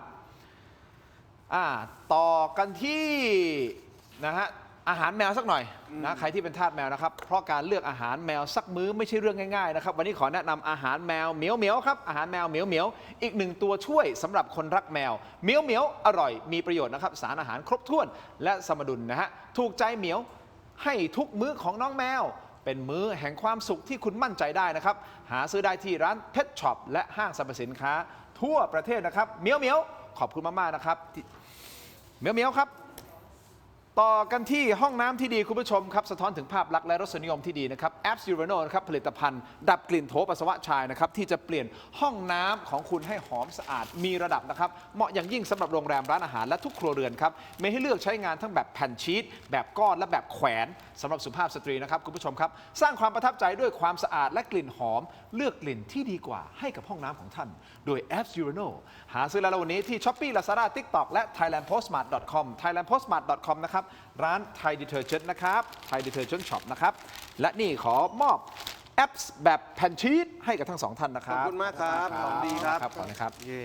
และวันนี้ครับนี่ทุกคอมเมนต์ที่ท่านคอมเมนต์เข้ามานะฮะแขกรับเชิญของผมอ่านเลยนะครับเพราะเราสดๆเลยนะฮะนี่คือจอเสริมสุดล้ำครับ Brain Tech Tri Screen เป็นนวัตกรรมใหม่นะครับสามารถทำงานพร้อมกันได้ถึง 4 หน้าจอในเวลาเดียวกันเลยนะครับด้วยความคมชัดระดับ Full HD และการเชื่อมต่อแบบง่ายสุดๆแสนง่ายเลยนะครับเพียงเสียบสาย USB Type C ก็พร้อมใช้งานได้ทันทีและน้ำหนักเบาด้วยพกพาสะดวกนะครับกดเข้าไปที่หน้า Facebook ที่ Facebook นะฮะ Tero Digital Facebook Tero Digital นะครับอย่าพลาดตอนสั่งซื้อใส่โค้ด Let's Play AI Let's Play AI รับส่วนลดทันที 2,000 บาทครับขอบคุณมากๆครับ Brain Tech Tri Screen ครับขอบคุณมากๆครับต่อกันสั้นๆนิดนึงนะฮะคุณผู้ชมเรื่องของการสอบโกงสอบกันนิดนึงนะครับมหากาพย์ทุจริตการสอบข้าราชการท้องถิ่นนะฮะนี่ลุกลามไปจนถึงอาจจะเป็นรอยร้าวของการเมืองหรือเปล่าระหว่างผู้ใหญ่ตัวย่ออักษรพอพานแล้วก็นอหนูนะครับคุณผู้ชมเรื่องนี้ปปชตรวจสอบผู้ต้องสงสัยอย่างที่ผมเรียนไปนะฮะ 6,014 คนโดยกลุ่มที่ใหญ่ที่สุดก็คือกลุ่มที่เอาเงินไปจ่ายเพื่อที่จะให้ตัวเองสอบผ่านนะครับคุณผู้ชมนี่คือกลุ่มใหญ่สุดเลยนะ 5,000 กว่าคนนะครับแต่เมื่อเช้านี้นะฮะพี่ดนัยขออนุญาตนะครับพี่ดนัยเอกมหาสวัสดิ์นะฮะพี่หมาแก่พร้อมกับพี่แมวสาวนะครับพี่อมรรัตน์เนี่ยเปิดประเด็นในเจาะลึกทั่วไทย Inside Thailand บอกว่าตอนนี้คนวงในเขากระซิบกันให้แซดว่ามหากาพย์การโกงสอบบรรจุข้าราชการส่วนท้องถิ่นกำลังกลายเป็นชนวนเหตุที่ทำให้เกิดช่องว่างระหว่างใจโอ้โหช่องว่างระหว่างใจของแกนนำระดับบิ๊กๆของพรรคการเมืองใหญ่ครับก็เลยสะเทือนไปถึงขุนพลภาคใต้ตัวย่อพอพาน เอาเป็นตรงๆแหละเขาก็พูดแหละชื่อว่าคือคุณพิพัฒน์รัชกิจประการลามไปถึงช่องว่างระหว่างใจกับนอนหนูในณที่นี้เอาตรงๆพี่นายก็พูดแล้วหมายถึงคุณเนวินเรื่องนี้ทำมาภาพลักษณ์ของรัฐบาลที่เพิ่งเข้ามาทำงานแค่ 3 เดือนเขาทำงานแค่ 3 เดือนเองเหรอฮะ3 เดือนเองเหรอ นึกว่าอยู่มา 3 ปี มันเป็นเรื่องราวต่างๆ นึกว่าอยู่ สามปี มา3 ปี แต่กลายเป็นว่าการทำงาน 3 เดือนเนี่ยถูกวิจารณ์อย่างหนัก จนดูบอบช้ำราวกับบริหารมาถึง3 ปีอย่างที่คุณอาจารย์ศิโรจน์พูดนะครับ ประเด็นที่ทำให้เรื่องนี้เดือดจนถึงขั้นสุดขีดก็คือการประกาศลาออกฟ้าผ่าของสจรักษ์หรือคุณรัชพงษ์ชูแก้ว ซึ่งเป็นเลขานุการและเป็นมือขวาคนสนิท right hand man ของคุณพิพัฒน์เลยนะครับสาเหตุเพราะว่าเจ้าตัวถูกคอรหาต้องบอกอย่างนี้นะถูกคอรหาก่อนนะฮะ ครับ และตั้งคำถามอย่างหนักว่าอาจจะมีส่วนพัวพันกับขบวนการนายหน้าโกงสอบในพื้นที่ภาคใต้ ทั้งสองท่านมองรอยร้าวนี้อย่างไร เอาไงอาจารย์ศิโรจน์ก่อนไหม คุณวิโรจน์คุณวิโรจน์ก่อนไหมเอาคุณวิโรจน์ก่อนก็ได้ คืออย่างนี้ฮะผมพูดมาหลายรายการแล้วครับว่า ครับ ตอนเนี้ยคุณพูดกันตรงๆก็นะครับคุณอนุทินเนี่ยเป็นคนที่อาจจะไม่มีสสในมือนะแต่คุณพิพัฒน์เป็นคนที่มีสสในมือนะ โอเค สสในมือทั้งหมดที่เราเห็นว่าเป็นอยู่ในอันเดอร์คุณอนุทินจริง ๆ แล้วอันเดอร์คุณเนวินนะครับ ครับ คือตราบใดก็ตามที่คุณอนุทินเลิฟคุณเนวินสสเหล่านั้นก็จะเลิฟคุณอนุทิน แต่คุณวิพัฒน์จะแตกต่างไป เหมือนกับเจ้าเมืองประเทศสลาดซึ่งเขามีสสในมือของเขาเองถูกไหม ครับ แล้วคราวนี้ครับคือสิ่งที่ผมกังวลก็คือว่าสมมุติถ้าจริงนะแต่ละคนเนี่ยอยากสร้างอาณาจักรคราวนี้สร้างอาณาจักรทำไงฮะก็ต้องสร้างผ่านท้องถิ่นถูกไหมก็ต้องวางคนของตัวเองในเป็นนายกอบตนายกเทศมนตรีนั่นโน้นนี้ คราวนี้ถ้าเกิดมันแบ่งกันลงตัวมันก็โอเค ก็จบ แต่ในบางครั้งคนของปราสาทสายฟ้าก็อยากเป็น คนของคุณพิพัฒน์พอพันธุ์ก็อยากเป็นทำยังไงฮะรอยร้าวมันก็จะเกิดขึ้นในประวัติศาสตร์ทางการเมืองเนี่ยนะครับ คู่หูคู่หาที่เคยดีมาโดยตลอดเนี่ยแตกกันเพราะอะไรฮะผู้ใต้บังคับบัญชาทั้งนั้นริ้วล้อทั้งนั้น และริ้วล้อแตกกันเพราะอะไร อยากเป็นด้วยกันทั้งคู่ แต่ตำแหน่งมันมีไม่เพียงพอต่อการจ่ายแจก ครับ ใช่ไหมฮะแล้วท้องถิ่นนี่สุดยอดทำไมต้องแย่งกันหนักรู้ไหม เพราะ หนึ่งหน้าข่าวก็ไม่ค่อยมี ครับ ปลอดภัยจากการตรวจสอบ มีการยุบสภาไหมก็ไม่ ไม่มี มีเป็นทั้งที 4 ปีแน่นอนถูกไหม ครับ แล้วคราวนี้ถามว่าต้องกลัวปปชอีกไหมตอนนี้อาจจะไม่ต้องกลัว ถ้าเราเชื่อว่า ถ้าเชื่อ ว่าปปชเนี่ยก็สีน้ำเงินถูกไหมเพราะมาจากสวสีน้ำเงินถ้าเราเชื่อสมการนี้นะเขาก็ไม่ต้องกลัวนี่โอ้โหหวานคอแรงเลย ก็ชิงกันถูกไหม โอเค และเนี่ยยังที่ต้องจับตาดูนะในเดือนตุลานะช่วงโยกย้ายตำแหน่งสำคัญของข้าราชการนะตอนนี้นี่ผมว่าประเทศเราเนี่ยเป็นเมืองที่นักวิ่งยิ่งกว่าโตเกียวมาราธอนตอนนี้เขาวิ่งกันใหญ่เนี่ย โอเค ตอนนี้วิ่งกันใหญ่เลย อาจารย์ศิโรจน์ความคิดเห็นประเด็นนี้หน่อยนะครับเพราะเดี๋ยวอาจารย์ศิโรจน์ต้องไปภารกิจต่อ คือ เอาแบบขอครีม คืออย่างนี้ เอาแบบเมนคอร์ส เมนคอร์สสั้นๆ ง่ายๆนะครับ ข้อมูลเรื่องทุจริตโกงสอบเนี่ยมันแปลกประหลาดอยู่อย่างหนึ่งคือว่ามันเกิดเรื่องที่ภาคใต้เยอะมากไงแล้วตัวละครที่โดนออกหมายจับเนี่ยมันเป็นคนในพื้นที่ภาคใต้มากเกินไปนะ อย่างวันนี้เราก็มีข้อมูลเพิ่มเติมนะครับว่าพอไปตรวจการโกงสอบในพื้นที่ภาคใต้เนี่ยประเทศไทยเนี่ยมีอยู่10ศูนย์สอบนะครับใน10ศูนย์สอบเนี่ยศูนย์สอบที่โกงมากที่สุดเนี่ยคือพื้นที่ภาคใต้นะครับศูนย์สอบที่โกงมากที่สุดเนี่ยคือที่ภาคใต้คือที่สงขลากับที่นครสงขลาเนี่ยนะครับตรวจ628รายคุณวิโรจน์คุณทินคิดว่าจับความผิดปกติได้ได้กี่รายจาก628 477 74% 2 ใน 3 ใช่ เฉลี่ย1 ใน 3นะ ใช่ แต่พื้นที่นี้ 2 ใน ใช่ 3 คือนั่งใน3 เพราะฉะนั้น สองคน ไอ้การโกงการสอบท้องถิ่นเนี่ยมันเกิดมากในพื้นที่ภาคใต้เป็นพิเศษ แปลว่าคนที่ใหญ่เป็นลาสลอตของการโกงสอบท้องถิ่นเนี่ยต้องเป็นคนใหญ่คนโตในภาคใต้ ต้องเป็นคนที่สามารถคุมข้าราชการที่จัดการสอบได้คุมข้าราชการท้องถิ่นได้ เพราะฉะนั้นถ้าเกิดมันจะมีข่าวลือนะครับว่าคุณพิพัฒน์หรือใครก็ตามในภูมิใจไทยที่เป็นคนสำคัญในภาคใต้เนี่ยต้องรับผิดชอบเนี่ยผมไม่แปลกใจเลย อย่าลืมว่ารัฐมนตรีช่วยมหาดไทยนะครับท่านมีญาติพี่น้องท่านที่ถูกกล่าวหาในเรื่องต่างๆโผล่ขึ้นมาอีก เพราะฉะนั้นผมไม่รู้พอผ่านคือคุณพิพัฒน์หรือคือใคร หรืออาจจะเป็นชื่อเล่นของรัฐมนตรีช่วยมหาดไทยก็ได้แต่ว่าวันนี้แผลเรื่องการโกงข้อสอบเนี่ยที่ภาคใต้เนี่ยมันชัดที่สุดมันประเจิดแล้วมันตะกรามที่สุด จนมันต้องสงสัยแล้วว่า last boss มันต้องเป็นคนใหญ่คนโตในภาคใต้แล้วในฝั่งนักการเมืองคนใหญ่คนโตที่สุดในภาคใต้คือใคร อันนี้ผม คุณอนุทินรู้อยู่ อันนี้ผมเล่าตามที่พี่ดนัยเขาเล่ามาใน อ่าร ายการนะผมก็เลย ใช่ จะมาถามทั้งสองท่านผม ใช่ ก็ไม่กล้ายืนยันว่าตกลงพอพานคือใครนอนหนู ครับ คือใครนะครับแต่ที่แน่ๆมีคนที่ลาออกจริง ๆ ก็คือมือขวาของคุณพิพัฒน์ ใช่ เพราะฉะนั้นก็ อา คา จา ด รย์ หวัง สั้นๆว่าทำไม ก็คาดหวังว่าคุณอนุทินจะจัดการเคลียร์เรื่องนี้แล้วกันนะครับว่าถ้าลากไปยังคนที่เป็นคนในระดับรัฐมนตรีได้ก็ต้องจัดการ เพราะว่าถ้าจัดการไม่ได้เนี่ยคนที่จะเสียหายคือคุณอนุทินเอง งั้นนิดเดียวอาจารย์สั้นๆก่อนที่อาจารย์จะ move ตรงนี้ไป การลาออกของคนที่สนิทชิดเชื้อคุณพิพัฒน์สจรักเนี่ยออกไปเนี่ยอาจารย์มอง move นี้ยังไง ผมว่าคนก็ยิ่งสงสัยมากขึ้น ใช่ไหมครับว่าอยู่ดีทำไมคนสนิทจะต้องลาออกล่ะแล้วพอลาออกปุ๊บนะครับคุณพิพัฒน์ก็ไม่ยอมชี้แจงต้นสายปลายเหตุที่ลาออก และตัวคนที่ลาออกก็ไม่ชี้แจงต้นสายปลายเหตุยิ่งกว่านั้นคุณพิพัฒน์บอกว่าถึงเขาลาออกจะเก็บตำแหน่งรอเขาต่ออีกคือคุณทำอะไรกันนะวันนี้มันมีคำถามความคลางแคลงใจที่ต้องมีคนชี้แจงแล้วไม่มีใครชี้แจงนะครับ รอดูกันต่อไปคุณผู้ชมครับ อย่างที่ผมบอกไปเจาะลึกทั่วไทยพี่ดนัยเขาพูดออกมาแล้วผมก็พูดไปแล้วนะฮะว่าพอพานพี่ดนัยเขาพูดว่าเป็นคุณพิพัฒน์ ครับ นะฮะนอนหนูก็คือคุณเนวินนะสุดท้ายสุดจะเป็นอย่างนั้นจริงหรือเปล่า อันนี้คือผมไม่ได้ยืนยันแต่ผมกำลังเล่าในสิ่งที่เกิดขึ้นใน ครับผม ทั่วไทยอาจารย์ศิโรจน์ต้องมูฟก่อนเดี๋ยวคุณวิโรจน์อยู่กับผมอีกนิดนึงเดี๋ยวเรา ได้ครับ ยกันต่ ขอบคุณมากครับ จย์ศิโจ ขอบคุณครับ ขอบคุณครับ ขอบคุณครับ เดี๋ยวเอาเก็บของให้อาจารย์เดี๋ยวอาจารย์ต้องไปธุระต่อนะครับ แต่ว่าเรื่องราวนี้มันกระทบกระเทือนจิตใจประชาชนมากนะครับ โดยเฉพาะคุณพ่อคุณแม่ที่อยู่ที่ภาคใต้ คือคนภาคใต้ถ้ารู้ดีนะโหเขาเป็นคนที่พยายามทำงานกรีดยางนะครับ แล้วส่งเสียลูกเรียนหนังสือนะครับ แล้วก็หวังเป็นอย่างยิ่งว่าจะให้ลูกเนี่ยสอบข้าราชการเป็นข้าราชการฝ่ายปกครองนะครับเนี่ยแต่ถ้าเกิดเขารู้สึกว่าเฮ้ยเขาถูกโกงอย่างเงี้ยคำถามคือเขาจะทุ่มเทไปเพื่ออะไร เขาจะทุ่มเทหยาดเหงื่อแรงกายแรงใจส่งลูกเขาเรียนหนังสือลูกเขาจะพยายามไปเพื่ออะไร ถ้าสุดท้ายแล้วมันมีกระบวนการที่มันเอาเปรียบกันอย่างเนี้ยคือเรื่องเนี้ยผมเข้าใจว่ามันเป็นประเด็นที่สั่นคลอนมากๆนะเพราะว่ามันเป็นการทำลายความหวังของคนที่เขาตั้งใจดีอะและอยากจะมาร่วมพัฒนาประเทศอะแล้วเขาบางคนพ่อแม่เขาสูญเสียความสุข1 generation นะคือทำงานมาเท่าไหร่เก็บตังค์ให้ลูกเรียนทำงานเท่าไหร่เก็บตังค์ให้ลูกเรียน เพื่อหวังให้ลูกเนี่ยนะครับสอบข้าราชการได้แล้วเจอปาดหน้าเค้กแบบเนี้ยมันก็เป็นเรื่องที่ทำให้กระทบกระเทือนต่อฐานความนิยมของพรรคภูมิใจถ้าจริงอย่างนี้นะอย่างมากในพื้นที่ภาคใต้ ครับและอีกประเด็นหนึ่งที่คุณวิโรจน์พูดเมื่อสักครู่นี้นะคุณผู้ชมครับ ถ้าเราเชื่อว่าเรื่องของสวเป็นจริง ว่าเป็นสีน้ำเงินจริง ถ้าเราเชื่ออย่างนั้นถ้ามันเป็นจริงนะฮะหรือแม้แต่กระทั่งกกตอะไรก็แล้วแต่มันเป็นจริงนะคุณผู้ชมครับผมก็เลยอยากจะหยิบยกประเด็นนี้มาพูดต่อ เนื่องจากว่ามันมีบรรยากาศระหว่างการพิจารณากระทู้ถามสดด้วยวาจาเป็นการเปิดศึกซักฟอกของคุณไอติมพฤทธิ์วัชรศิลป์นะครับคุณผู้ชมสสบัญชีรายชื่อของพรรคประชาชนเนี่ยที่ตั้งคำถามยิงตรงไปถึงท่านพลตำรวจโทรุตพลนวรัตน์ซึ่งท่านเป็นรัฐมนตรีว่าการกระทรวงยุติธรรมเกี่ยวกับคดีพิเศษหมายเลข 24/2568 หรือคดีหัวสว ซึ่งคุณพฤทธิ์ขอเรียกว่าเป็นคดีโกงสว คุณพฤทธิ์เขาเรียกอย่างนี้นะ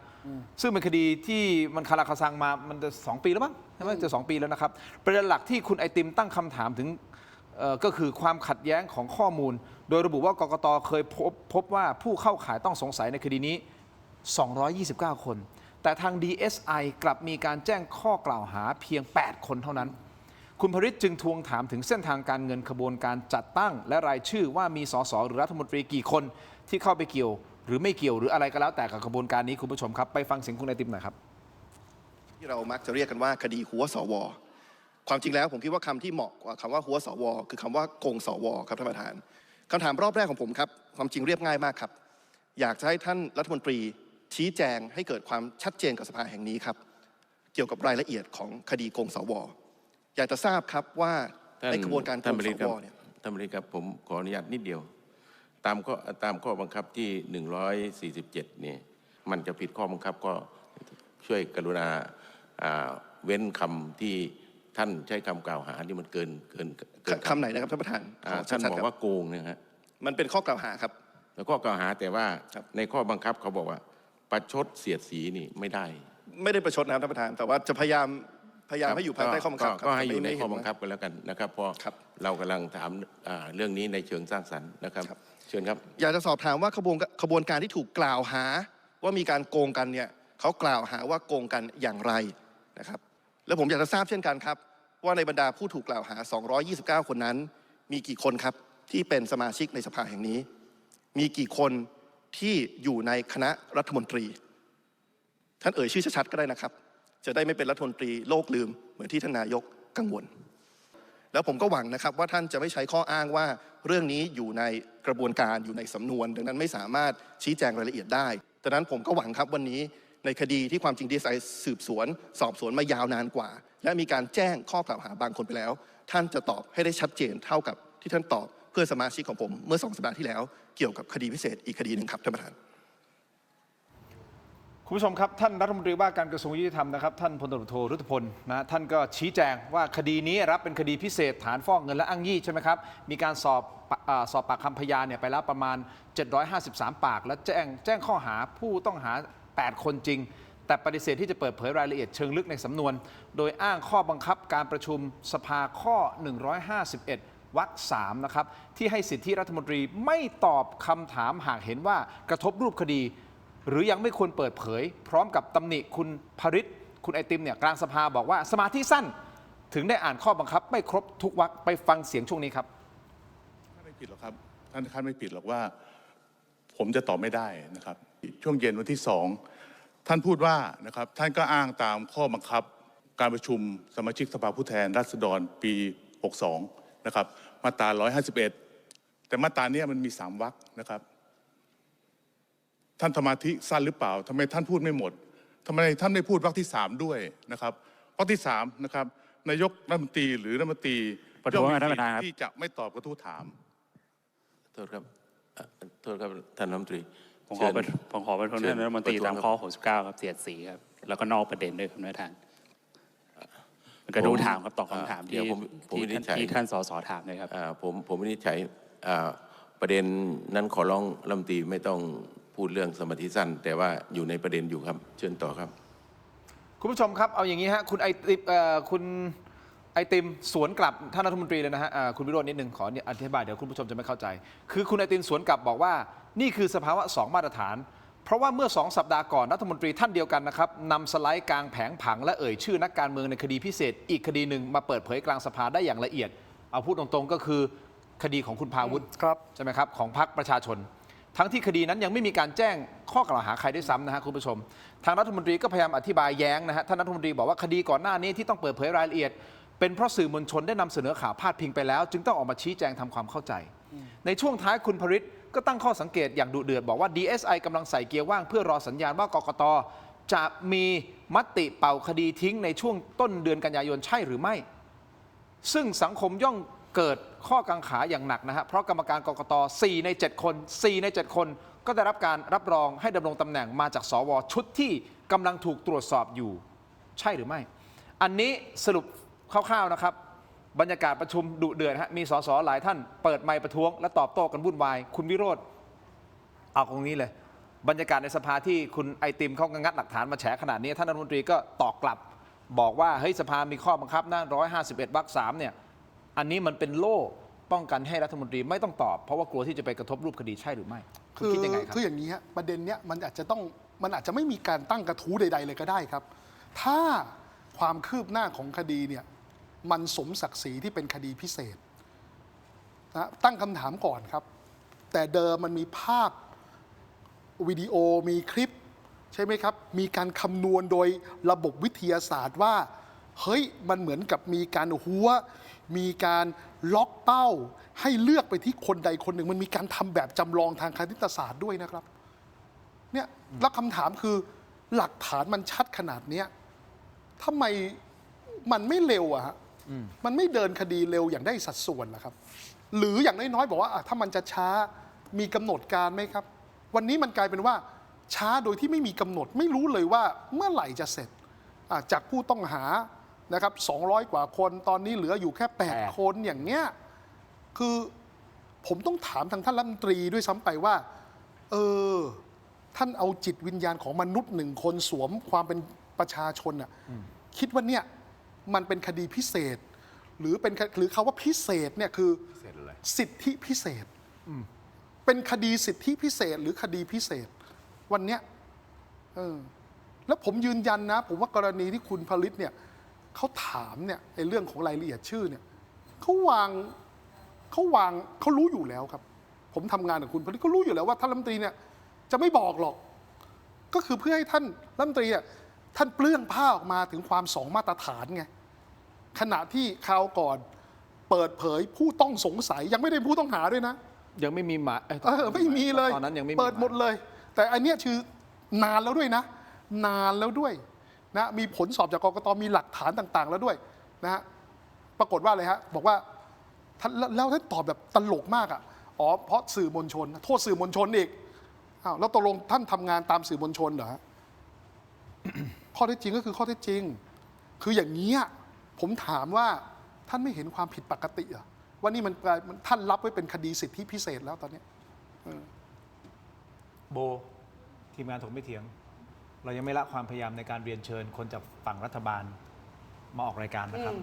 แล้วก็ท่านรุตพลก็จริง ๆ คือให้ความเป็นธรรมกับท่าน ผมก็อยากจะถามในหลาย ๆ ประเด็นที่ท่านดูแลรับผิดชอบอยู่หรือเกี่ยวข้องกับท่านรบกวนหน่อย ถ้าเป็นไปได้สัปดาห์หน้าถ้าท่านจะให้เกียรติรายการท่านรุตพลอันนี้คือถ้าท่านอยากมาคนเดียวได้เลยนะไม่มีปัญหาอยากพูดคุยกันไม่ใช่นะฮะอยากจะให้ท่านได้มีโอกาสได้อธิบายในมุมของท่านบ้างว่า แต่ละคดีต่างๆมันเป็นยังไง ก็อยากฟัง มันก็จะเป็นประโยชน์กับสังคม เป็นประโยชน์กับตัวท่านเป็นประโยชน์กับรัฐบาลด้วยนะครับอันนี้ก็ดีเหมือนกันนะครับอยากจะเป็นอย่างนั้นนะเรายังไม่ละความพยายามนะครับคุณผู้ชมเพราะบางคนมันก็มีบางคนที่คอมเมนต์เข้ามาบอกเนี่ยเราเชิญแต่ฝั่งที่มาโจมตีรัฐบาลด้วยความเคารพนะพยายามจะเรียนเชิญคนจากรัฐบาลมามันไม่ได้ง่ายเหมือนแต่ก่อน คือเขาไม่มาใช่ไหมฮะ เอ้า ติดต่อไม่ได้ ก็แต่ก่อนที่จะมาเป็นรัฐบาลเคยมา อืม เขาอาจจะแบบยุ่งตอนนี้คือเนื่องจากภารกิจเยอะไงก็ต้องทำงานแล้วอาจจะไม่สะดวกในการที่จะมาไม่มีเวลาวันว่างไม่ตรงกันเอางี้ดีกว่าวันว่างไม่ตรงกับผม แต่ว่าคดีเนี้ยประชาชน เหมือนกันนะถ้าสมมติ ก็นใจไง ถ้าสมมติวันหนึ่งพรรคประชาชนสมมตินะถ้าได้เป็นรัฐบาลเนี่ยอย่าให้ผมเชิญไปแล้วไม่มานะ พวกต้องมาพวกผมไม่ค่อยกลัวอยู่แล้ว เออ พวกผมต้องการ ไม่ พื้นที่ชี้แจงอยู่แล้วเอาก็เอา แล้วผมก็จะซัด ใช่ไหม พรรคประชาชนรัฐบาลอย่างที่ผมซัดรัฐบาลเหมือนกัน อะไรที่ดีผมชม เพราะรัฐบาลนี้ก็มีบางอย่างที่ทำออกมาดีผมก็ชมนะไม่ใช่ไม่ชมนะแต่ว่าเผอิญมันมีเรื่องที่แบบน่าสงสัยหลายเรื่ คือ อง อย่าง มาก เงี้ย กว่า อะเขากระโดงหัวสวเนี่ยเราไม่รู้สึกกันเลยครับว่า คดีมันเดินล่าช้าผิดปกติแล้วล่าสุดที่ต้องทวงถามท่านประธานสภาด้วยเนาะ เป็นครั้งแรกนะที่ผมเห็นท่านประธานประท้วงผู้อภิปรายเองนะฮะอย่างว่าท่านกดไลน์เฮ้ยมึงประท้วงได้แล้วมึงประท้วงได้แล้วสักหน่อยก็ยังดีไม่ต้องออกนอกหน้าขนาดนั้น โอเคว่ากันไปคุณผู้ชมครับ เชิญได้เลยอยากฟัง